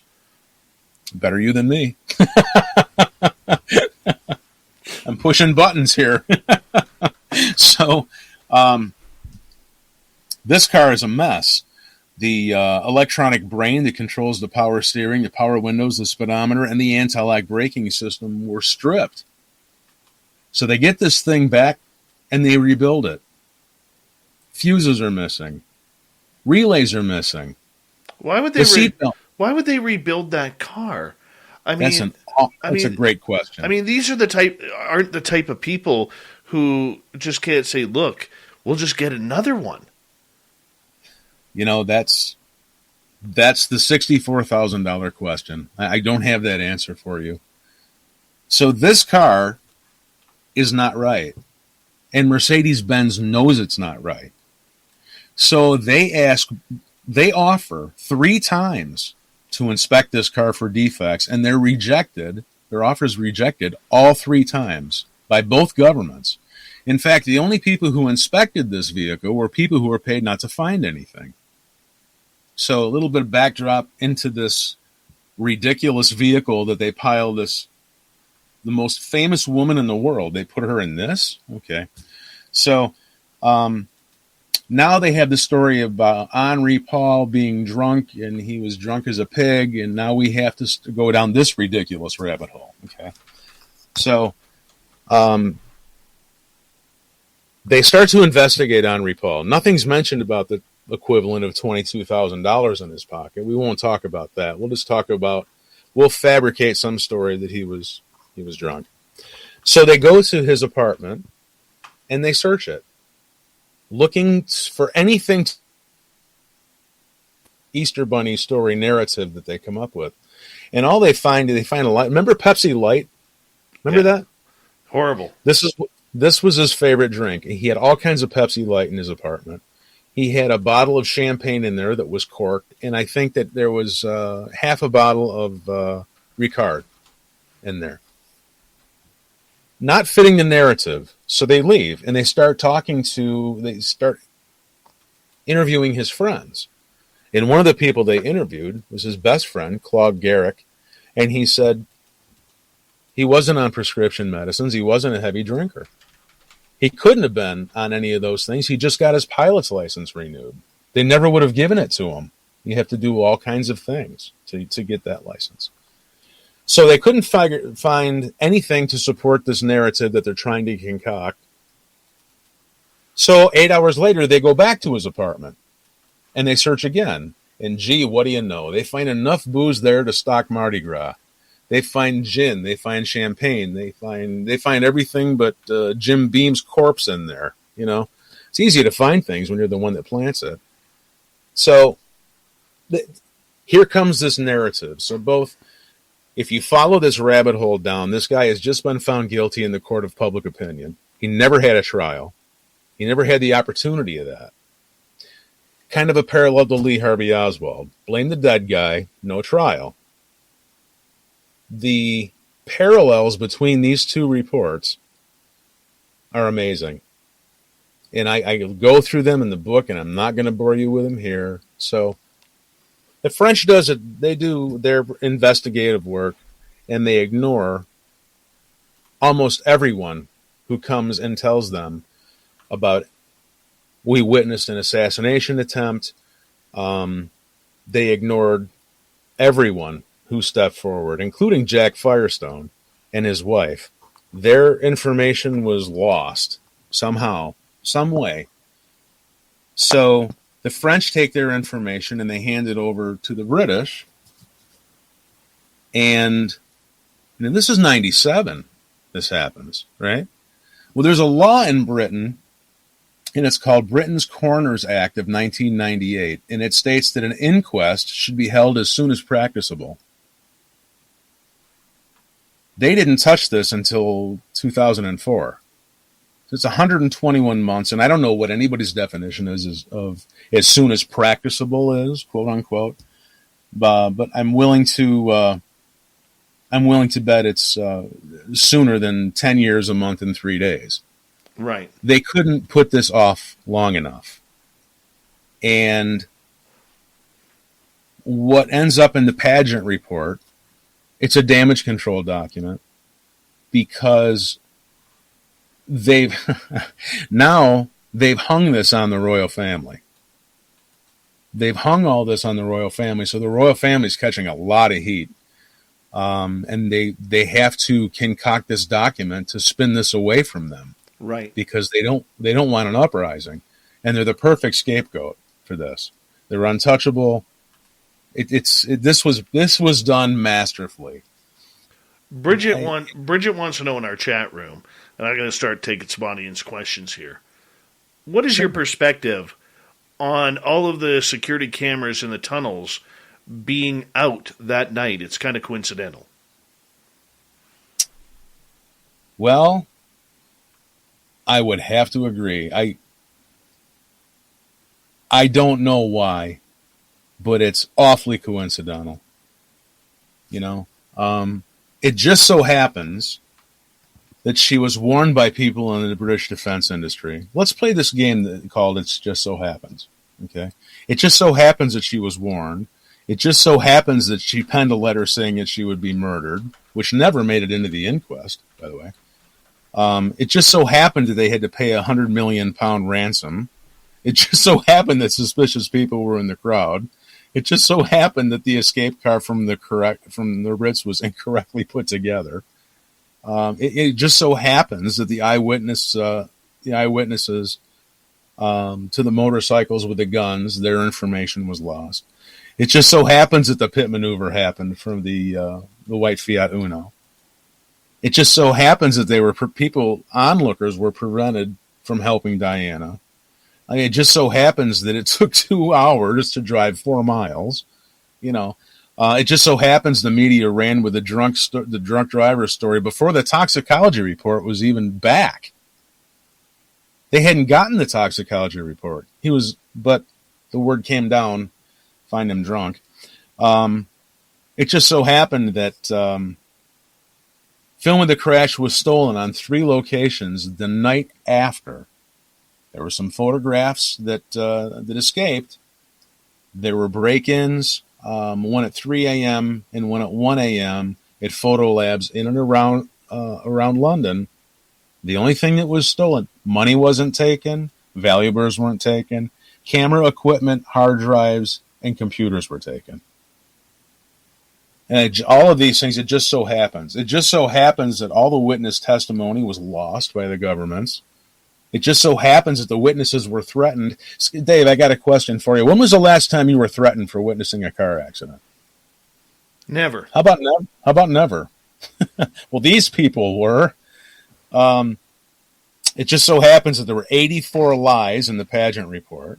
The automaker wasn't allowed to inspect the car for defects. And there's like a couple more that I won't bore you with. You can't add all of these things. A couple of them you might say, well, you know, maybe it just could have happened that way. All of these things just couldn't have happened this way, including the cameras being shut off the night of the crash. It's just awfully coincidental for me. The coincidence is too great. Mm-hmm. So I hope that answers her question. All right. Third Phase of Moon, who are actually former members of the paparazzi, are asking, can we ask you, Steve, what you think about Princess Diana's son's non-participation in finding out what's really happened? You know, I don't know anything about that. I had heard, and oftentimes I get disconnected. Great question, by the way. My head is down researching things oftentimes too much, and I really don't know what's going on in popular culture sometimes, which is reason number 148 why I'm going to end this book series. I'd like to get a little life back. I know that they have been curious for years as to what's going on. There was something, you can't believe what you read in the tabloids all the time, but I read somewhere over the summer that they had one of the sons had her body exhumed. I don't know how true that is. I just certainly can't answer for these boys. And I kind of stay away from talking about them as much as I can because they've been through enough. You know, It's really sad when you're a young man and you have your mother ripped away from you that way. So these people have really suffered enough, and what they think about it, I'm sure I have no idea, outside of what I've read. Yeah. Miss Pickles is asking, how do we believe anything we are told? Most history is written by dictators that want us to toe the line. Amen. Napoleon said it best. History is the lie agreed upon. It's true. It's true. I think that we're at a point now where we're starting to question some things. There's a big uproar about Christopher Columbus now. There's a big uproar about the origins of Thanksgiving. We're at this point now in our world where we're questioning things, but I think that we're questioning the wrong things.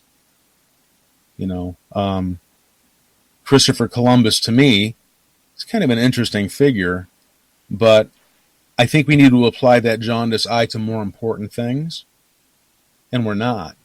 This is where people like me come in.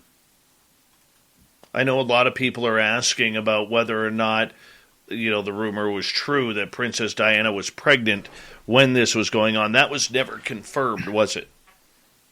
It was not. And I think that this is something else that all of these suspicious deaths have. They all have planted evidence, red herrings that are planted. And they all have things in common. And I'll run down a couple of these things for you before I come back to their ridiculous pageant report. Elvis Presley, Princess Diana, Sonny Liston, JFK, and Marilyn Monroe. All of these deaths have hallmarks in common. And it would take someone like me who's had their nose in this thing for 15 years to come up with all of this information. Because if you look at one of these things, it's like you're looking at a blade of grass on your lawn. So many more of these, and I'm sure there's more that I haven't even uncovered. Okay, planted evidence. At Elvis Presley's death scene, someone planted syringes upstairs at Graceland. And they were the type of syringes that had no needle. They weren't the kind that you would find at your doctor's office.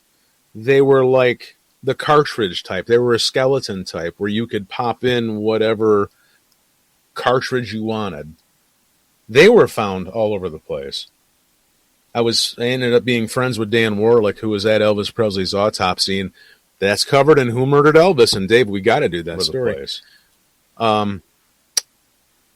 He took a magnifying glass and looked over every inch of Elvis Presley's body. There was not one needle mark on him. So that was just planted there to spin everybody's attention away. Okay. Diana, photographs where she allegedly was pregnant. And if she was pregnant, no one knows, but it was planted there to spin our attention away from other things. The more time we spend talking about if she's pregnant, the less time we spend solving the problem. This is done on purpose. JFK, the pristine bullet, suddenly emerges off a gurney in Parkland. This is more planted evidence to blow everybody's mind, The photo of Lee Harvey Oswald holding a rifle. And, was it his head superimposed? Did the shadows match? Everybody misses the point. They're trying to condemn this guy in the court of public opinion. They're so busy debating if the shadows were right. No one's asking the $64,000 question is, what is it doing on the cover of this magazine in the first place? Red herrings. Okay. Marilyn Monroe, this one hits the trifecta. This really puts the cherry on the parfait. Well, let's save that Marilyn Monroe one for when we come back. We have Steve Ubaney for another 30 minutes here on Spaced Out Radio. Princess Diana, was she murdered? Was it a car accident? You can find his book at whomurderedbooks.com and Who Murdered Diana. True story they don't want you to know when we return on Spaced Out Radio.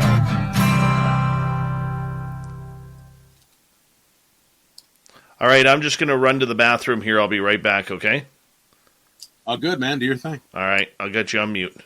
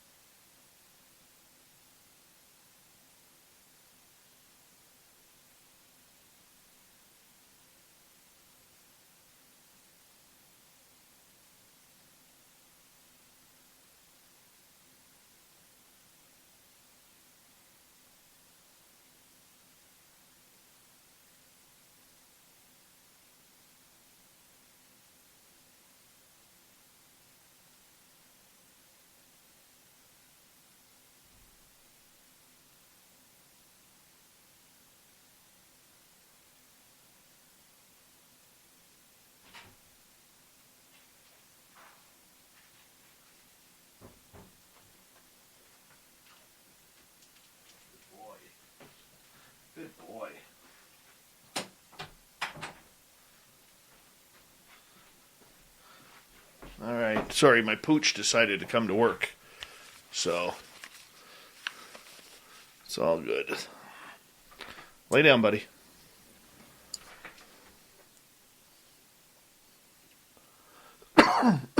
Excuse me. All right, Steve, we got about 90 seconds.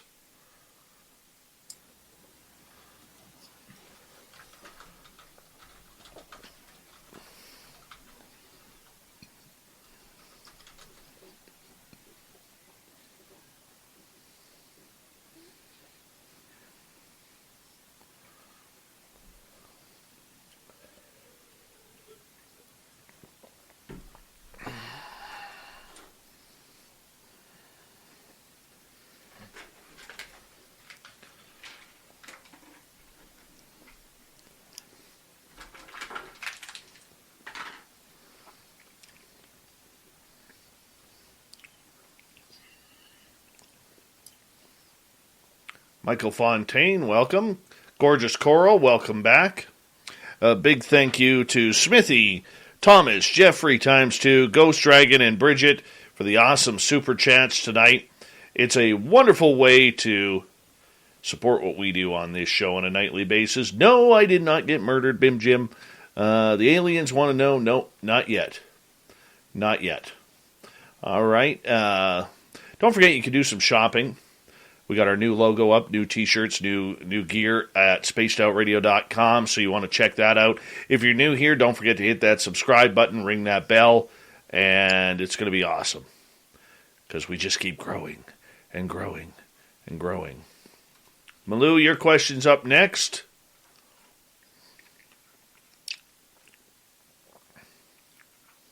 And, sorry, Steve, we got about 1 minute here. 1 minute. I timed us out wrong there. Chris Moe, thank you for liking the new logo. Appreciate you. The gorgeous Thin Lizzie Borden, the chairperson of our TikTok channel. She's doing an amazing job. By the way, Liz, your videos are phenomenal this weekend. Great job on those, by the way. Great job. Super Duke, the birthday boy. I've seen the lineup for your Bigfoot show, man. That's going to look good. Look good. Well, maybe if I actually take my mic off mute, all of you will be able to hear me. I said a big thank you to Smithy, Thomas, Jeffrey, Ghost Dragon, and Bridget. I rarely put my microphone on mute. Thank you, everyone. Rookie mistake. All right, here we go, everyone. Let's do it.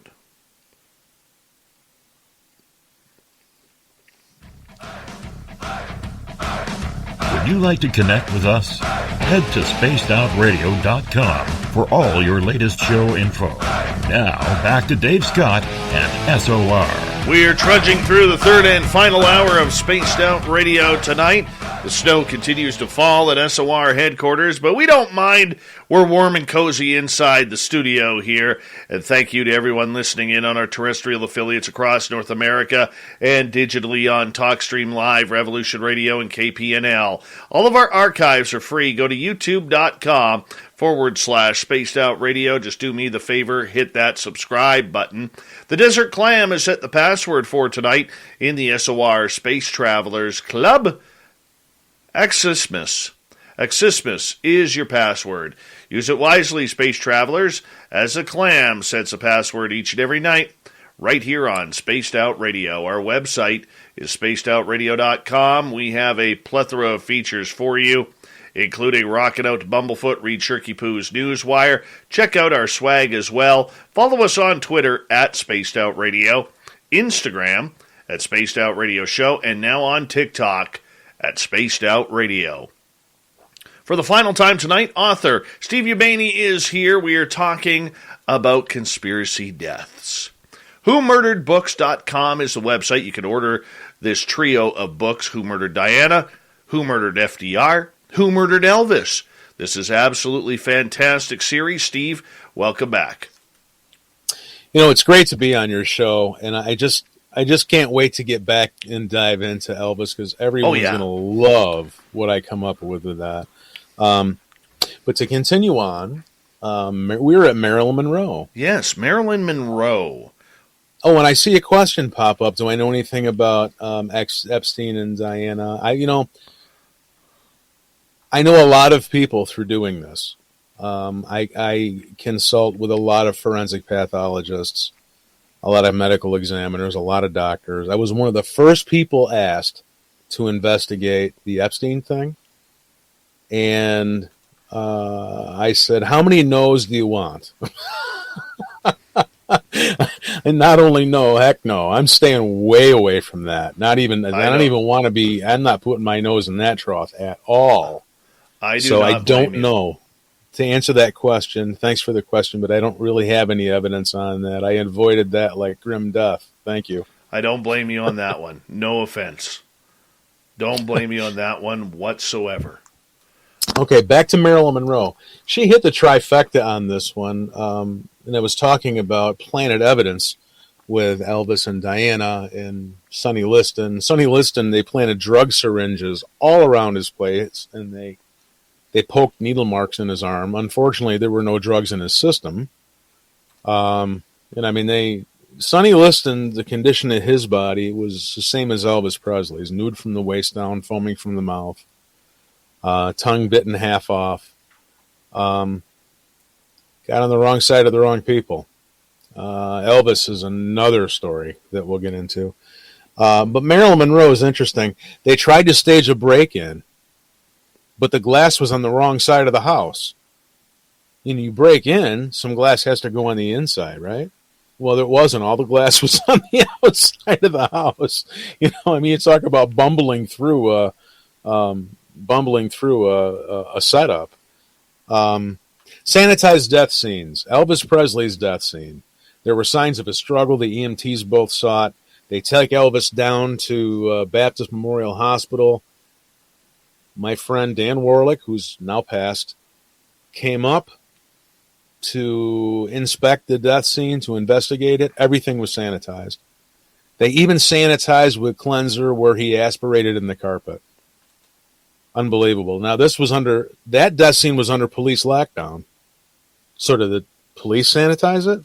No one seems to have an answer, but it was done. Diana, the tunnel was sanitized immediately after her death. It's kind of crazy. Sonny Liston's wife had the entire place cleaned up by the time the police left and the investigators showed up. Everything was changed. And they claim that she did it. I don't know if she did it or not. JFK, the limo. Now we have a crime scene, right? Well, what does Secret Service do? They get a bucket and 2 sponges and they start cleaning the blood splatter out of the limousine. President gets his brain blown out in broad daylight. I would clean up the crime scene. Yeah, that's what I would do. Marilyn Monroe, again, she comes up again. Investigators show up, and what is the housekeeper doing? She's doing the laundry from the death scene. These threads of insanity all through the Who Murdered Diana book. I lay these out. The last one are oddities. People just forgot how to do their job. Elvis Presley gets taken to Baptist Memorial Hospital. The first thing they do is take his stomach contents and dump it down the drain. Alrighty then. Diana, of course, we have this mysteriously slow ambulance. Sonny Liston, I said, had no drugs in his body. JFK, they lost his brain. You have to really say this is some special sort of idiot who could lose the president's brain so it never makes it to autopsy. It's still missing. It's never been seen again. Matter of fact, Brad Meltzer did an entire book on Kennedy's missing brain. You can't make this up, folks. Marilyn Monroe and Liver Mortis. Liver Mortis is a stupid sounding name. When your heart stops pumping, the water pump in your body is your heart. It circulates blood. When it stops pumping and you die, blood pools at the lowest level. So if you die on your face, blood will pool on your face and your skin will get a purplish hue. It's called liver mortis. Okay, crazy name, I know. As opposed to rigor mortis, this is liver mortis. Marilyn Monroe's death scene was so repositioned and so phony she had the purplish hue on the cheek that was facing up, not down. It was impossible to get livor mortis on the upside of your face. She had to have been repositioned. She had to have been in a different position. This is just science. So all of these things are in my book. I go into much greater detail there. Back to... Got a quick question here while we're waiting. And this is from Mr. Gray Owl. Do you have any thoughts or intel on the death of Anthony Bourdain? Could he have been murdered? I don't know anything about that, to be honest with you. Good question, though. I really don't know about that. It's embarrassing that I don't know anything about one of these high-profile deaths, but, I really don't. He just hasn't come up on my radar yet. And like I said, some things I miss when I have my head down doing this. There are thousands and thousands of hours that go into these books, so sometimes I miss some things. I'd like to revisit the ignored evidence, Diana's letter that she penned in October of '96, that never made it into the Paget report. The Paget report was done. It was done to basically a damage control document. And there was a ton of money spent on this. The Pageant report was... Muhammad El-Fayed spent over $13 million in his private investigation, and that spawned the Pageant report in the British government because he was pointing a finger at them. I think he took the bait. I don't think he understood they were hung with it. So they had to spend £10 million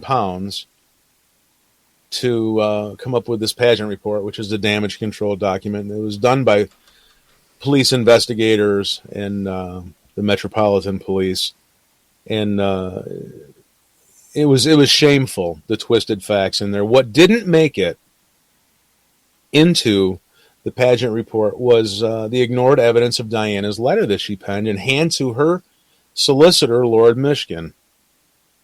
Okay, so in America, lawyers are a little different in Britain. Okay, they do things a little bit different in lots of respects.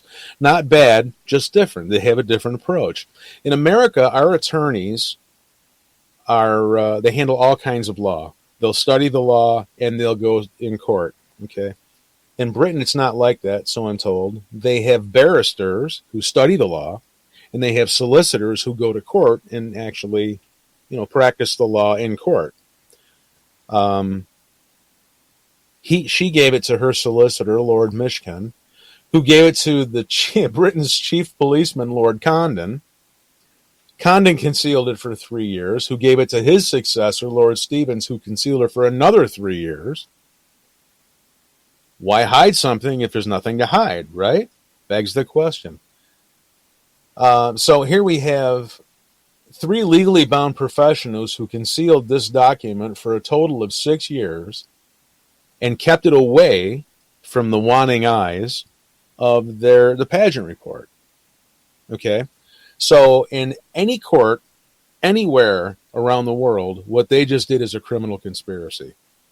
You have more than 2 people joined together to perform an act that is illegal. That is the very definition of conspiracy. And here we have it. You don't even have to look any further. You already have it. So the Warren Commission report and the Pageant report, no one believed, either one of them. And there were people that came before me who did a lot of investigative work into this. John Morgan was a great investigator. He's no longer with us. He's a great investigator for the Princess Diana case. He debunked 84 lies in the Pageant report, and they harassed this man to the point where he had to leave Britain. It's something else again. Mark Lane, my friend who wrote Rush to Judgment, again, someone else who's no longer with us. He debunked 106 lies in the Warren Commission report.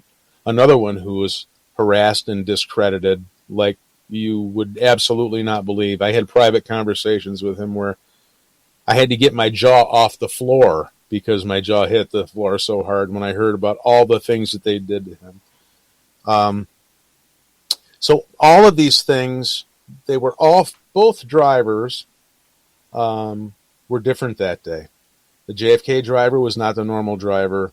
Henri Paul was not the normal driver. The parallels again, here we go, right? So no one believed either one of these reports, the pageant or the Warren Commission report.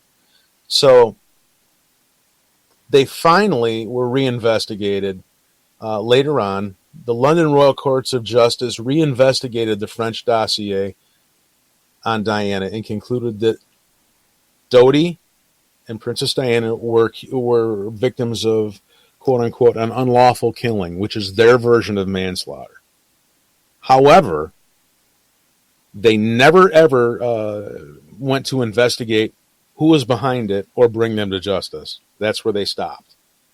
And they stopped because that's where they stopped because they knew, both governments knew it was a hit. They knew that's why they didn't go any further with it. They knew she got knocked off by a handful of people acting on intel who had separate motives. A lot of this is laid out in my book. Warren Commission report. Mark Lane started the House Select Committee on Assassination and ruled there was a second shooter in the JFK assassination. A lot of people don't know that. The federal government, the American federal government, actually admitted this. You can go out there and look it up. It's 1976 or 77. And they also agreed that JFK was murdered in a conspiracy. So both of these erroneous reports were both reinvestigated and their information was reversed. History is something, folks. You can't make this up. And I want to talk a little bit about my books. I know we're coming down to the hour here. Yes. Where we're going to be up. My books are cross-genre. If you like conspiracy or history or... wow, there's so many things here. Suspense, murder.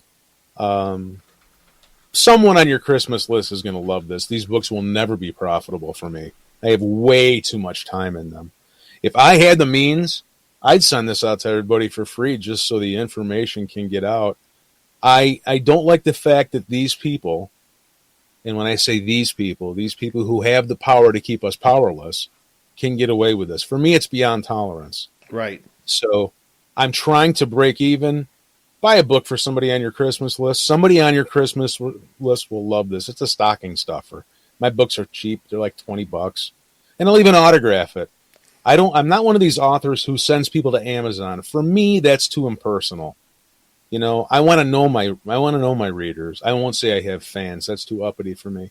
I want to know people. You know, tell me how you want it autographed. I'll do it for you.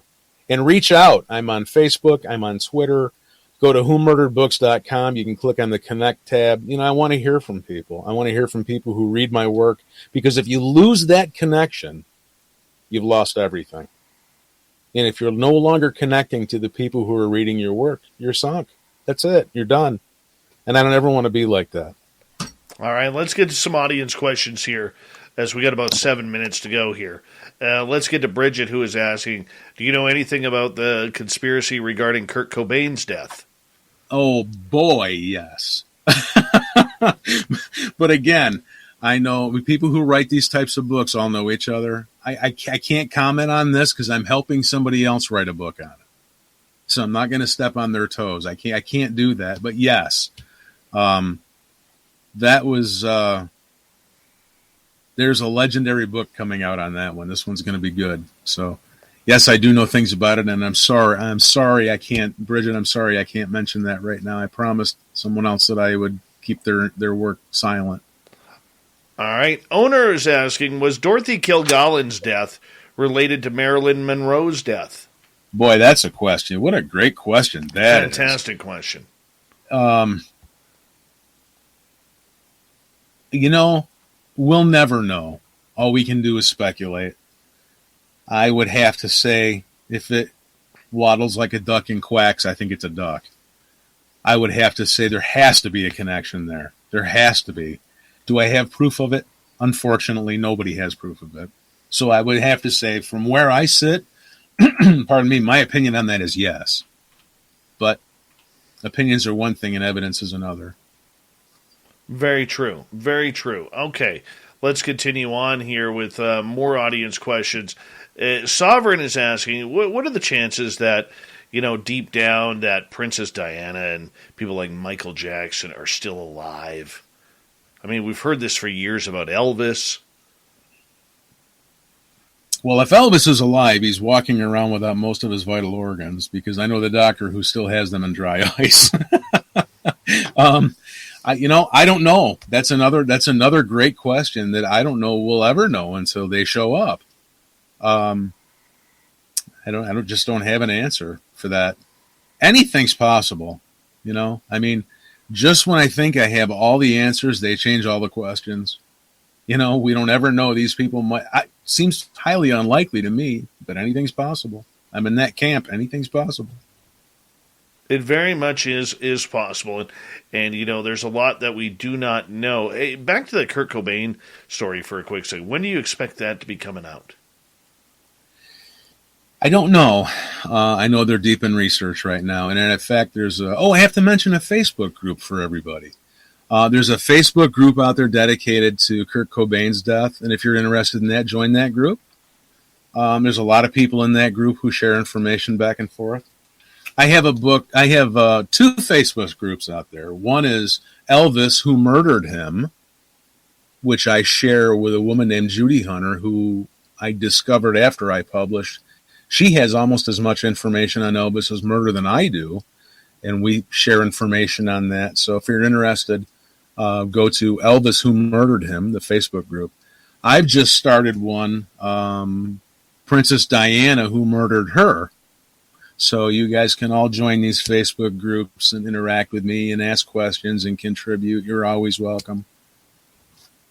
That is excellent. We've got about 3.5 minutes left with you tonight, Steve. We're going to continue on here. What's next for you? You said you got one more book left in you for this Who Killed book series. What's left to accomplish? Well, I think everybody has a feeling inside of them when they know when to call it quits. I was going to do 2 more books. I was going to do a JFK book. All those researchers do is fight and hate each other, and I'm not going to get involved in that. My next project, my last project, unless something catastrophic happens, is on Nikola Tesla. I think some of the evidence that I have spoken to other investigators, some of the evidence that I've gathered, there's no doubt in my mind that Nikola Tesla was murdered. No doubt. He had some weapons that he was trying to vend to the federal government, the American government. And when they turned him down, he was trying to vend them elsewhere. And that's as far as I'm going to go into that. So Nikola, Who Murdered Tesla, will be my next project. It'll be my final project. And after I do that and do all the radio shows, I'm going to do this thing called Get a Life. It's been a 12-year run, guys. I'm tired. No, I don't blame you for being tired on that, because the conspiratorial side of everything can be draining and wearing. At what point do you have to make sure as a writer on this that you're not getting caught up in the woo part of everything? Well, what you have to do, and that's a great question, you have to be Mr. Spock. You have to take your emotions out of it. I'm a huge Elvis Presley fan. It bothered me like you wouldn't believe when I interviewed the people at the autopsy, and I finally figured it out. I had to work very hard to take my emotions out of it. I really did not want to know that guy was murdered. I didn't want to even put a question mark to any foul play coming to Elvis. So to answer your question, you have to be objective. You have to keep your emotions out of it and just let the evidence write it. Let the evidence will guide you. If you're guiding the evidence, you're doing it wrong. The evidence has to guide it. Definitely, the evidence has to guide it, but I mean, it's easy to get blocked into the whole conspiratorial side.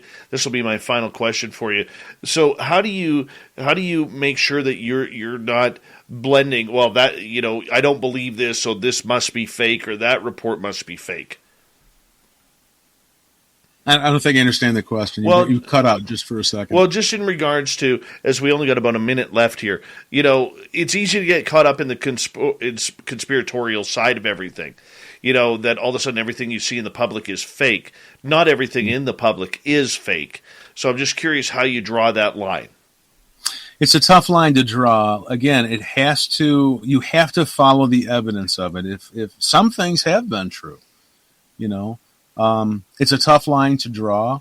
I think that you have to look at things with a jaundiced eye. I believe Ronald Reagan had a great quote: "Trust but verify." And I think that's what I do best. I trust everything that I hear, but I have to verify if it's true. I hear what you're saying there, Steve Ubaney. Thank you so much. Can't wait to get you back on for the Elvis book in a few months. We'll bring you back on in. And we really do appreciate your time, man. Hey, thanks very much. You can book me anytime. And if anybody else out there wants to book me, go to my website. All right. Steve Ubaney, everybody. Coming up next, the fedora-wearing John Hudson returns for another edition of the Unbiased UFO Report. We got Shirky Poo's news and the thought of the day. Stay tuned. Spaced Out Radio continues after this. Great job, Steve. Hey, thanks. It's a pleasure. Hey, is there any way you can send me a link to this show? It'll be on our YouTube page right afterwards. And then you can grab it and use it, whatever you want, buddy. Sure. Let me see. What is so it's Spaced Out Radio on YouTube? Yeah. Don't forget to hit subscribe, though. You need to do that. All right, man. All right, take care. You too, my friend. I got to get John in here, so it'll be all good, and we'll talk soon and get you booked for Elvis, okay? Yeah, man, anytime. Get a hold of me. All right, brother. See ya. Take care. Bye. Steve Ubaney, everybody.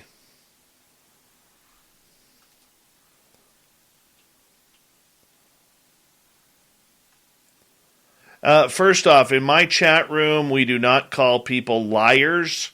We do not, you can have healthy disrespect for the guest and their opinion on things, but every time you use the word liar towards a guest, you're going to get timed out. It's just the way it is around here, okay? It's the way it is. Doesn't matter whether it's a testy subject like this or whether it's our Keith Andrews or whatever.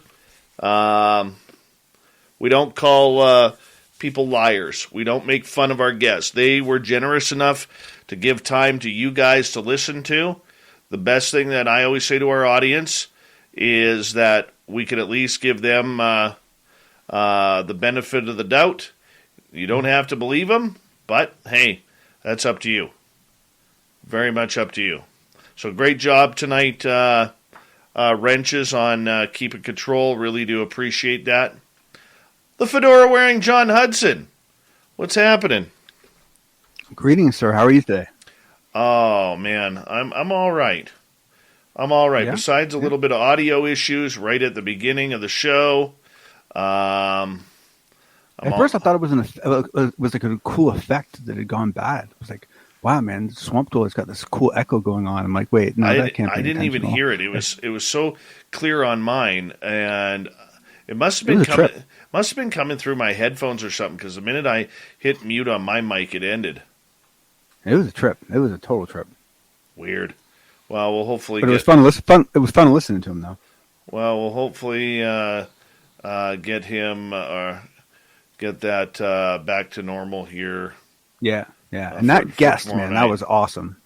Man, I do wish you'd do more true crime stuff. I love that stuff, because to me it goes such hand and glove into what we're doing here. Because in both cases, what you have is this propensity in every single system you'll ever look into of just incredibly illogical decisions and poorly executed things. And it's amazing. Like, you'll find this in every single thing you look into. It doesn't matter. You can go look into your religion. You can look into your school system. You can look into your own government. You can look at anything you want. You will find crazy backwards stuff that make no sense to you whatsoever. Mm-hmm. And it's just the way it works. It's just a weird thing. By the way, a big congratulations to you, Gemma Jade and Big Willie, for a wonderful start to the weekend's after hours programs. Right after Lynn Wallington does a kick-ass job on her interviews, and you guys were fantastic. Congratulations. Thank you, sir. It was total fun. It was a great time. It was I had a blast. It was exactly what I hoped to get out of both of them, which is just three very different but very compatible viewpoints, and so I think it's cool stuff. It's gonna be great. It's gonna be a lot of fun. I think it's gonna be great too, man. Once the nerves are worked out, it'll take a few weeks.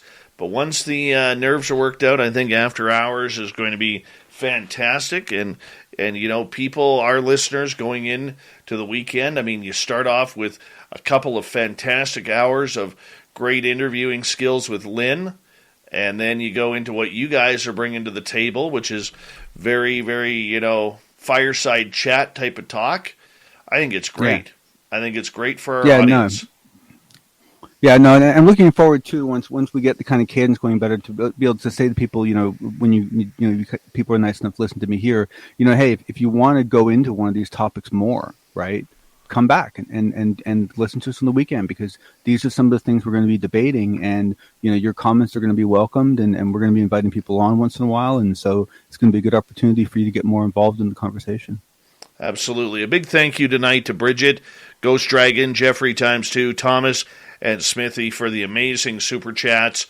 We really do appreciate it. Thank you so much. And a big thank you to all the veterans and regulars who are tuned in tonight. We really do appreciate it. If you're new here, don't forget to hit that subscribe button. And congratulations to Bree as well for taking off on TikTok. Here we go.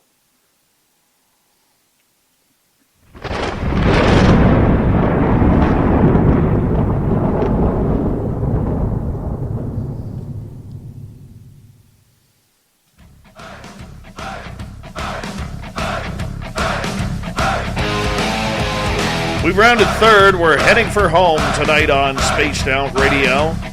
My name is Dave Scott. Thank you so much for taking the time to join us. We really do appreciate it. Want to remind you that if you missed most of this show or others, check out our free archives by going to youtube.com/Spaced Out Radio. Do me the favor, hit that subscribe button. Our website, spacedoutradio.com. We have a plethora of features for you. Rock out to Bumblefoot, read Shirky Poo's Newswire, check out our swag as well. Follow us on Twitter at Spaced Out Radio and Instagram, Spaced Out Radio Show. Of course, it's time once again for the fedora-wearing John Hudson and the unbiased UFO Report.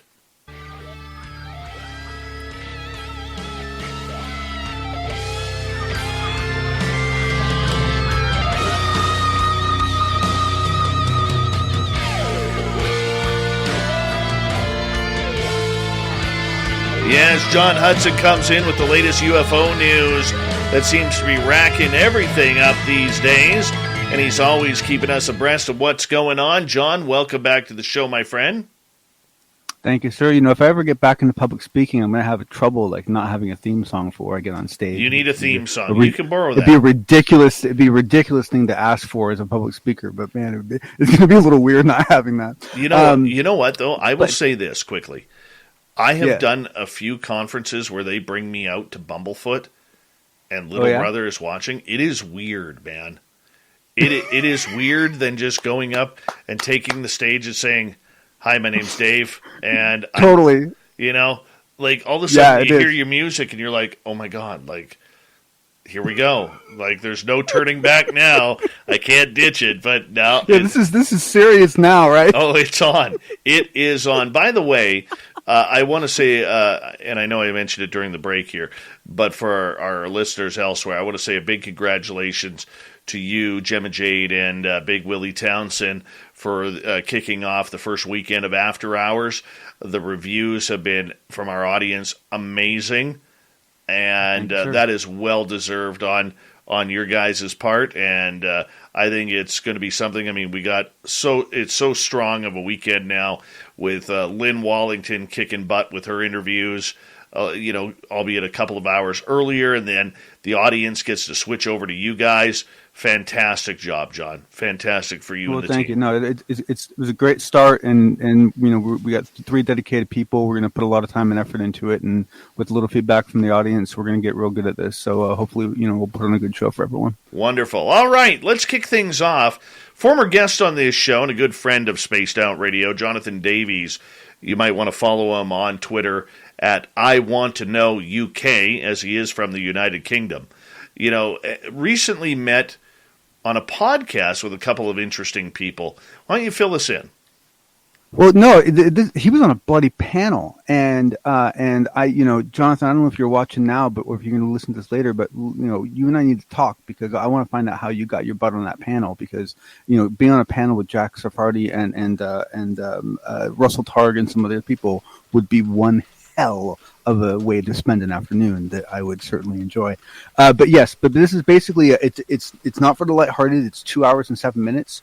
It is on YouTube. It is a panel discussion among several different people, and they go into a whole host of different topics around remote viewing, UFOs, some of the history stuff on who Axelrod was in the books. Jonathan does not partake in all of it. I'm not sure anyone really partakes in all of it, but it's a great and it's a very in-depth thing. It's well worth watching. I'll provide a link to it. And I will say this too. It's probably one of the nicest presentations of Jack Sarfati that I've seen. This puts him in a much. This was a good look for him. It was a good look for a lot of people. Yeah. The panel turned out really well. So, who do you think Axelrod is? I don't know. I'm my inclination is that characters in books are rarely one person. That characters in books are usually, composite people, because of the dangers of mapping one person and quite honestly just the cost of developing characters. And so my guess is that Axelrod is some combination of I can't think of right now what the top 3 best guesses are, but it's just like with Gumball, right? You walk up to those Gumball machines where they those games where you have to guess how many marbles are in the thing. And you wait until the very last day, average out what everyone else guessed, and you will get the right answer, right? So it's like you can basically kind of to me, there's lots of opportunity there. But it was a very, very good panel, and it's it's a lot of fun to see, especially because you don't get to see Russell Targ very often. And Jack was in his element, so it was definitely well worth watching. I highly advise everyone to check it out. But it is long; it's 2 hours and 7 minutes. So get some caffeinated drink and sit down maybe on a Saturday afternoon. Well, Jack Sarfati, I don't think a lot of people outside of the UFO world really know who this gentleman is. He is someone who was considered a very big player behind the scenes for a long time on the UFO side, and now there's a lot of people who believe that Sarfati has literally gone off the deep end a little bit. I mean, what's going on here with him? Boy, would I like to know, and I'll be honest, I've put some effort into this one, because, there are certain aspects of Jack that I really like. And, I'm,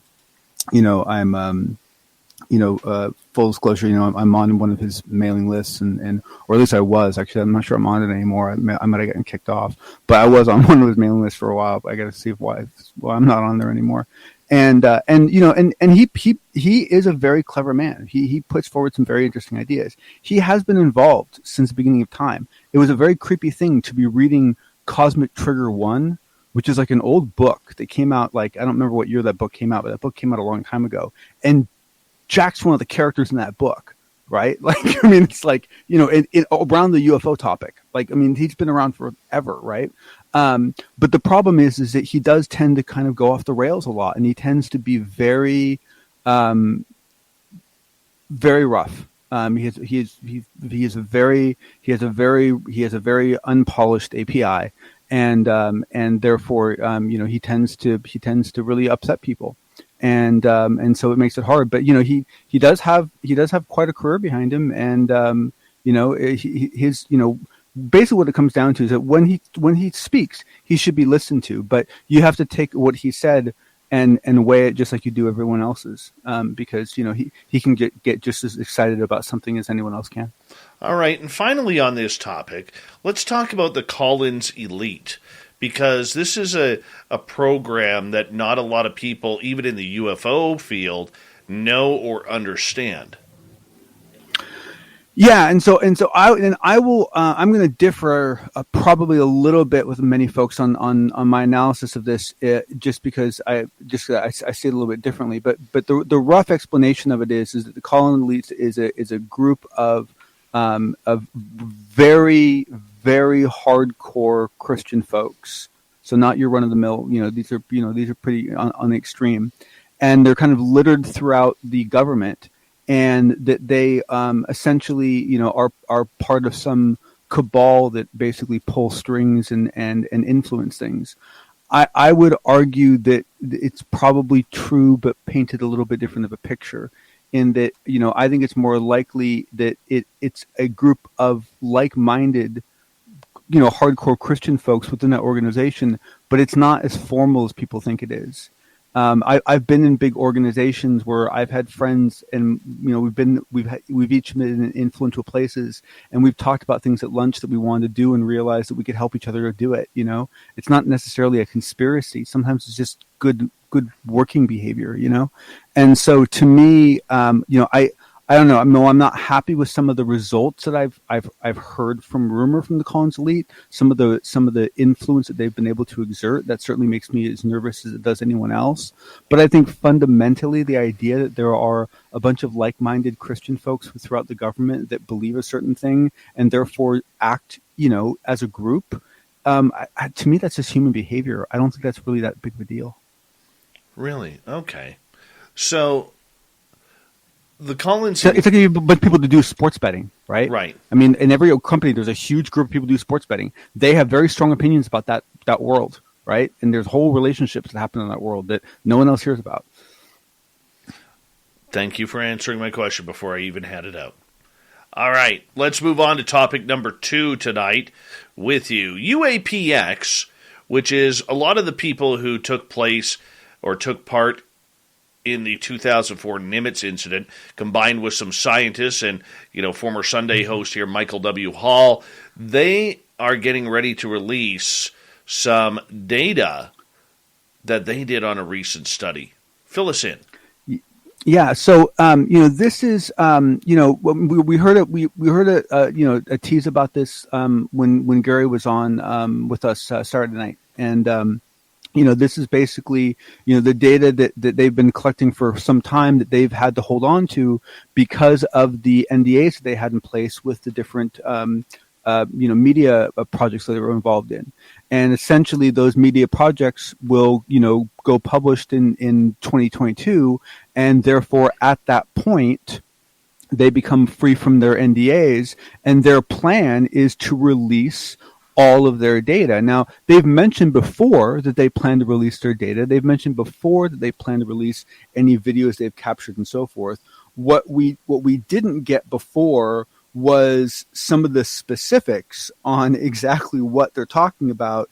And it turns out what we're actually talking about is something around the orders of essentially 3 terabytes of data, including and everyone prepared to drool, 600 hours of infrared video. 600 hours. 600 hours. So let's just assume that only a percentage of those are worth anything, right? So let's say you got 60 hours. forget that. Let's be really aggressive. Let's say you got 6 hours of good footage, right? Mick West, I don't know where you are, buddy, but have fun. 6 hours. Let's see how you do, right? I mean, that's a lot of content. I don't care who you are. That's a lot of stuff to go through, right? This is going to take everyone a while to chew through. So, it's going to be interesting to see when it comes out. But to me, this is a really exciting thing. And what I'm hoping is that these guys set the precedent. And these guys really set the stage, and these guys set the level of expectations that we can now have against everyone else. That says, look, if you want to do a public project, if you're not going to be the government, then don't be the bloody government and release your damn data, right? Like get it out as fast as you can, as clean as you can, share it with whoever you can, make it as open and free and understandable as you can, and let's figure this out. And I absolutely applaud UAPX for doing this. I don't have a date yet. I'm beyond excited. I'm like, this for me is gonna be like Christmas. This is gonna be, getting that data is gonna be awesome. Now, all of this literally has come from the same area where the Nimitz incident happened, I believe, around Catalina Island. Yeah. Well, so maybe. So that is our understanding. Our understanding is that the bulk of the work was done in around the Catalina Island area. However, we do know that UAPX has also, looked into other sites and other locations. Like, for example, we do know that they, did some poking around at Skinwalker Ranch, and so it might be that there's more data than we think. So it'll be interesting to see how this turns out. That's going to be very interesting to see how everything kind of pans out with that. I mean, Gary Voorhees is a good friend of this show, and they've got a very strong team there in regards to it. I know they're hoping, Kevin Day was involved with it earlier on. He was the, main player in the 2004 Nimitz incident as well. So we're going to see where it goes, man. There's some great folks on that team, and I want to applaud that organization for giving people chances and taking chances with people, but also for cutting their ties and moving on when they find that things don't match. And I think that what they're ending up with is a much tighter team because of it. And I applaud them for it. And if they really produce, to be fair, right? I mean, that 3 terabyte number is all exciting and everything. Of that 3 terabytes, I don't know what percentage that's actually going to be really interesting to like what would be worth talking about, like on a platform like this, right? I mean, it might only be that 10% of it is really interesting. I don't know. I have no idea yet. I won't know until we look at it, but it's a lot of data to start with, and that gives me a lot of hope that there might actually be a fair amount of good raw data to look at, and because there's been some hints at some things. Michael Hall has hinted at some things involving whale song and so forth that are pretty provocative, and seeing any data on that stuff would be fantastic. Oh yeah, John, thank you so much. We'll get you to stick around for the after hours. Let's get to Shirky Poo's news.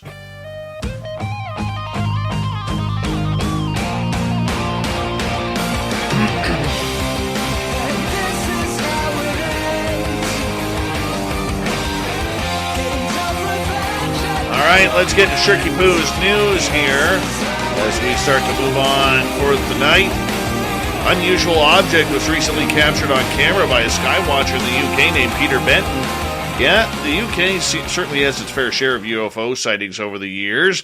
This recently released clip was filmed by Benton, shows a dark rounded object that he spotted milling around the sky over Stetchford, England back in October. He claimed that he had been filming the moon when the object entered his field of view. I like to film the moon, he says, during the day, even if it's in a crescent. I tend to catch things more frequently this way, as is what occurred here in the clip. He says, I lost track of it and then quickly tried to get it back, but I lost it. It was moving right to left. It had a light on the front and 2 lights or afterburners at the back of the light. It also turns onto its side. The object, which literally looks like, let's say, a pistachio. Yeah, nobody really has an understanding of what it is, but very, very intriguing indeed. Moving on, Time Magazine has named CEO of Tesla and SpaceX Elon Musk as their Person of the Year. Person of the Year is a marker of influence, and few individuals have had more influence than Musk on life on Earth, and potentially life off of Earth, too, Times editor-in-chief Edward Felsenthal wrote. In 2021, Musk emerged not only as the world's richest person, but also perhaps the richest example of a massive shift in our society. The tradition from Time began in 1927 as Man of the Year, and has since changed to not only recognize an individual, but also consider the impact of a group, movement, or idea that has the most influence in the past year. In 2020, Joe Biden and Kamala Harris were picked together as the Person of the Year. The annual choice is not necessarily considered an honor, since the selection could have been wielded negative influence. For example, Adolf Hitler was the Man of the Year back in 1938. Time has also evolved the tradition into a larger franchise by introducing additional categories in 2019. This year, pop star Olivia Rodrigo was named Artist of the Year, and four-time Olympic gold medalist Simone Biles was selected as Athlete of the Year. The title Heroes of the Year, previously known as Guardians, went to the scientists behind the mRNA COVID-19 vaccination, specifically Catalin Carrico, Barney Graham, Kizzmekia Corbett, and Drew Weissman. Time was also able to add new categories because the company is no longer part of a larger magazine conglomerate with competing titles that deeply covered sports and entertainment. All right, moving on. Temperance, Strength, The Magician, and Wheel of Fortune. No, not game shows. These are cards that photographer Laura Schaefer, digital artist Tabitha Swanson, and astrologer Good Horoscope discovered that they all had in common during tarot card readings last year. Keen to depict the mysticism of tarot through a lens, the Berlin-based artist embarked on a project to build CGI celestial words inspired by the cards. We did some search and research into elements and objects historically within the cards, as well as poses of figures in decks from hundreds of years ago, says Swanson. We worked on mixing those elements with a modern twist, translating the figures and symbols into new media. Each card has the number of tarot etched within a 3D structure. This result is a 4-part series featuring Good Horoscope in various otherworldly fantasy scapes. Industrial silver cogs are juxtaposed against the soft lavender skies, while smooth alien creatures and structures emerge from pinkish thickets. Yes, tarot has officially gone 3D. And we'll wrap it up with this one. More than 40 runners donned Santa suits and hats and swimsuits to participate in Budapest's annual Santa Claus jogging event. The annual event, known as Naked Santa Run and the Santa Speedo Run, was canceled due to the pandemic last year, but it returned this year with more than 40 goers through the run. It gathered outside Go Active Fitness Center, and they began running at 2 p.m. local time, covering a distance of about 2.2 miles. And participants were given a 50% discount at a local spa to warm them up from the frigid run.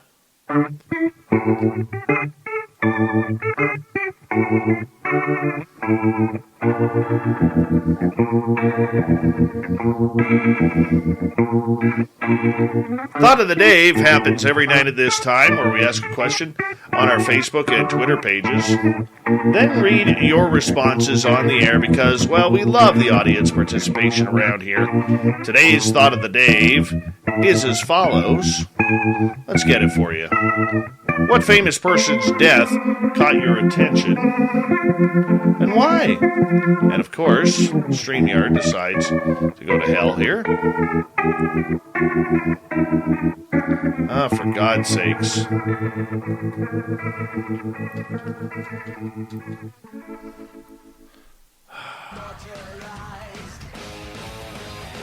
Everyone's got an electric eye with the digital spies. They've watched you for so long. I know you're out there somewhere watching me.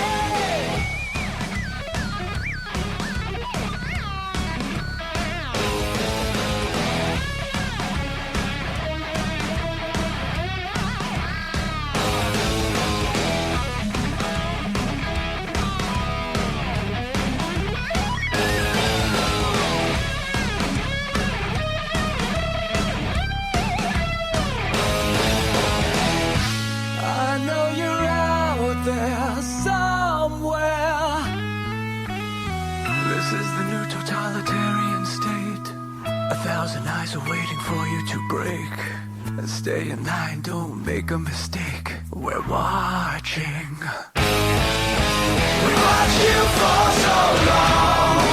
We wait for you to fall. We will expose you all. I know you're out there somewhere watching me.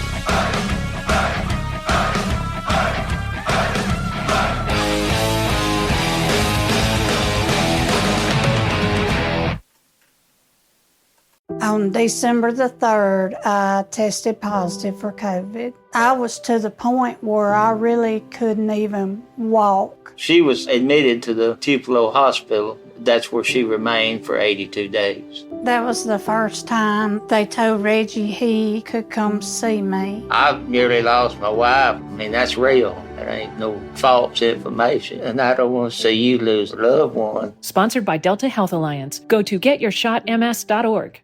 It takes a lot of ingredients to fix or build a car, like cooking, but without the frozen dinner easy way out. eBay Motors has 122 million parts. It's always the right fitment, so you can follow any recipe to a T. Whether it's a vintage Italian coupe that's classic like Grandma's meatballs, or a German luxury car that's as complicated as Oma's rouladen, to cook up something great in the garage, use the eBay Motors app or visit ebaymotors.com. Let's ride.